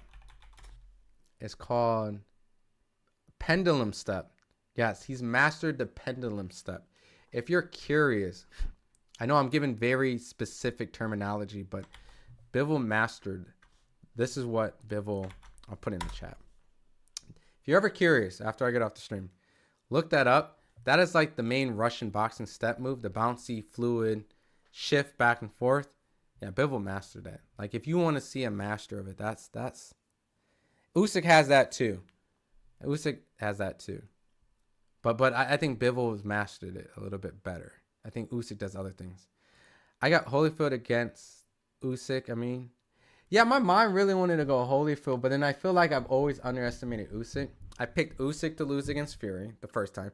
I picked Usyk to lose to AJ the first time. Like, I've always naturally felt Usyk was the underdog and would lose those fights, and he didn't. So it's hard to pick against someone that keeps proving me wrong. I'm underrating him too, but Sebastian Fedor is a problem, and I think he beats all the 154s, even Duran. Yeah, I can see that because Duran, he's kind of plateaued because, like, think about it. If you're fighting at a level of competition, I think when, like Inside was saying, like, it gets disinteresting. Like, Duran passes the eye test, but at a certain level, you're kind of like, we want to see what you can do. And if you keep fighting an opposition like this, like, you're not going to get any better. You're going to peak and plateau. So, and we've seen some flaws with Duran a little bit, you know? So, anyway, popped off that fight. I would say Inoue had like a B+ performance, and I'm basing off Inoue criteria, not other people's criteria. It's like, you know, an expectation of Inoue stopping this guy is it was pretty high, you know. And when he went to exchange, he got hit pretty often. So, but you know what happens when you move up in weight. But he dominated. It was 12-0. So imagine your 12-0 is a B+. So I agree. Biv was too big, too skilled for Crawford. You know, when you add that size and the skill, you know, Boots versus Crawford, I got Crawford. You know, obviously you got to take in, you know, the factor. Like, yeah, I get it. Boots is big. He's athletic. He's slick. He has all these type of things that's similar like Bud, but Bud has a lot of experience, and it's not just experience in the ring, right? It's more of like, if they fought at Allegiant Stadium, right? Bud seems very comfortable fighting those type of environments. Boots doesn't even have the experience of fighting on a card like that to know how he would perform, right? So people always talk about experience of just fighting, but also fighting against a guy like, you know what I mean, Crawford, right? Like, I'm fighting the man. You know, that all that stuff can affect people differently. And I'm not saying that it won't. I mean, Boots doesn't have that in him. I just say, like, I would like to safely favor the guy who I think is the better fighter, the more experienced fighter, the fighter who fought at a bigger weight, fought the better competition, and it's just proven to know how to fight at the biggest moments of his career. You know, it's hard to pick against anybody like Bud or Mayweather or Pacquiao or, you know what I mean, Sugar Ray or Roy in his prime, or, you know. Casemiro versus Inoue, let's get it. Did Inoue win? Casemiro win today? Like, I think he's fought, right? Did he already fight? Did he win? I'm like, oh yeah, he won by TKO against a guy that's 11-5. Sure, I guess. I'm very disinterested after Casemiro and the Paul Butler thing and all that. Ortiz versus Boots, if it occurs next, I don't know, man. I'm hearing a lot of back and forth. I wouldn't put my hopes up, you know. I'm hearing things like yes, but also I'm hearing stuff no. So I would have to like contact Rick, Virgil Ortiz's manager, or people like Boots' people that I know, like his advisor and stuff. Like I actually know I can reach out to both sides, like the people who's like, and get some real answers. But a lot of that probably still kind of be under the table talk. So cool. I'll read a couple more and then I'm gonna let you guys go. I'm gonna work on some videos. What time is it? 9:47. Nice early stream, right? Let's see. Usyk gets hurt to the body. Holyfield. You're right. You're right. All right. I think both you guys convinced me of Holyfield. My mind was leaning Holyfield, but I didn't want to be a Usyk hater because I'm known to always pick against Usyk. So I feel like I need to give him his props. So yeah, check it out, man. I recently learned about what that step, like we've all seen people fight like that, but I recently learned the terminology of that. I think like 2 years ago. So this was something relatively new for me also, learning that definition. So, hey, FightHype, thanks for hosting and watching the event. Y'all have a great day and rest of the year. Appreciate it, my brother. Thanks for stopping by. I'm ready to close this stream, and we'll be dropping some more content coming soon. Boots becoming irrelevant, needs to fight like these guys. Yeah, it's very disappointing because I'm really high on Boots as like the eye test, the fighter, but certain decision making and moves is just kind of like not really helping him get that mainstream appeal. It's also giving him it's putting him in a position where Ryan Garcia is going around saying he's the most overrated fighter of all time, which if they fought, I would favor Boots, right? Like it's just like we can see the skill, but it definitely does not help Boots' case. Where like now, I think a lot of people have naturally favored Duran are now starting to lean towards Virgil because of what Virgil has been able to do and what Boots hasn't done. So, but nevertheless, I appreciate all you guys taking the time to stop by. You know, I'm gonna close up shop, and you guys early this morning do something productive. I got some stuff I need to do today and get some stuff put together, but I'm gonna work on some videos to see if there's some reactions out there. But other than that, I appreciate every single one of you guys. Dark Gift, Attorney Bailey, Sylv. Yeah, Boots is Asian. Bailey. And I appreciate all you guys, man, for taking the time inside the Squirrel Circle, Zay, Big Bot Gaming, Sylv, Shin Combat, JG. Let me make sure I'm scrolling up. A good amount of you guys. My brother in Korea with the Korean lettering. Sham Larmo, Joel. Appreciate all you guys, man. Everyone. Otaku Scouter. 8J3. I'm reading names. That's what if that's what you're coming to see in WTF, I'm reading all the names. Tara, Gordon Green, Casimir. Anywhere I think Casimir wins by TKO. Really? Damn. Hey, $10 super chat. My boy Attorney Bailey, man. I appreciate that, man. That's definitely gonna go in the piggy bank. I'm gonna try to go out to Shakur versus Tio, so that's definitely gonna go for that. That's gonna definitely pay for some Metro cards, maybe like hotel stay, stuff like that. So appreciate you, brother, for always coming and showing some love. I got some stuff cooking up. I'm gonna do some segments coming up too, and I got some cool stuff on the way. So I've been on the move. I've been traveling around, obviously, different location right now. So appreciate all you guys, every single one of you guys. Thanks once again for the super chat. Always, always, always appreciate you coming in. You're always welcome. Everybody that's in here too. So, but awesome, man. And Big Bot, I don't know, man. I ain't got Casemiro beating anyway, man. But if he can do it, that'll be a huge upset. So appreciate once again each and one of you guys for taking the time out of your day. You could be anywhere in the world. You could have watched this in the comfort of your own with DAZN's commentary. But I appreciate you guys coming and rocking with your boy. As always, stay tuned to FightHype. You guys are awesome. You guys are great. Take care. Happy holidays. If you don't see or hear from me before then,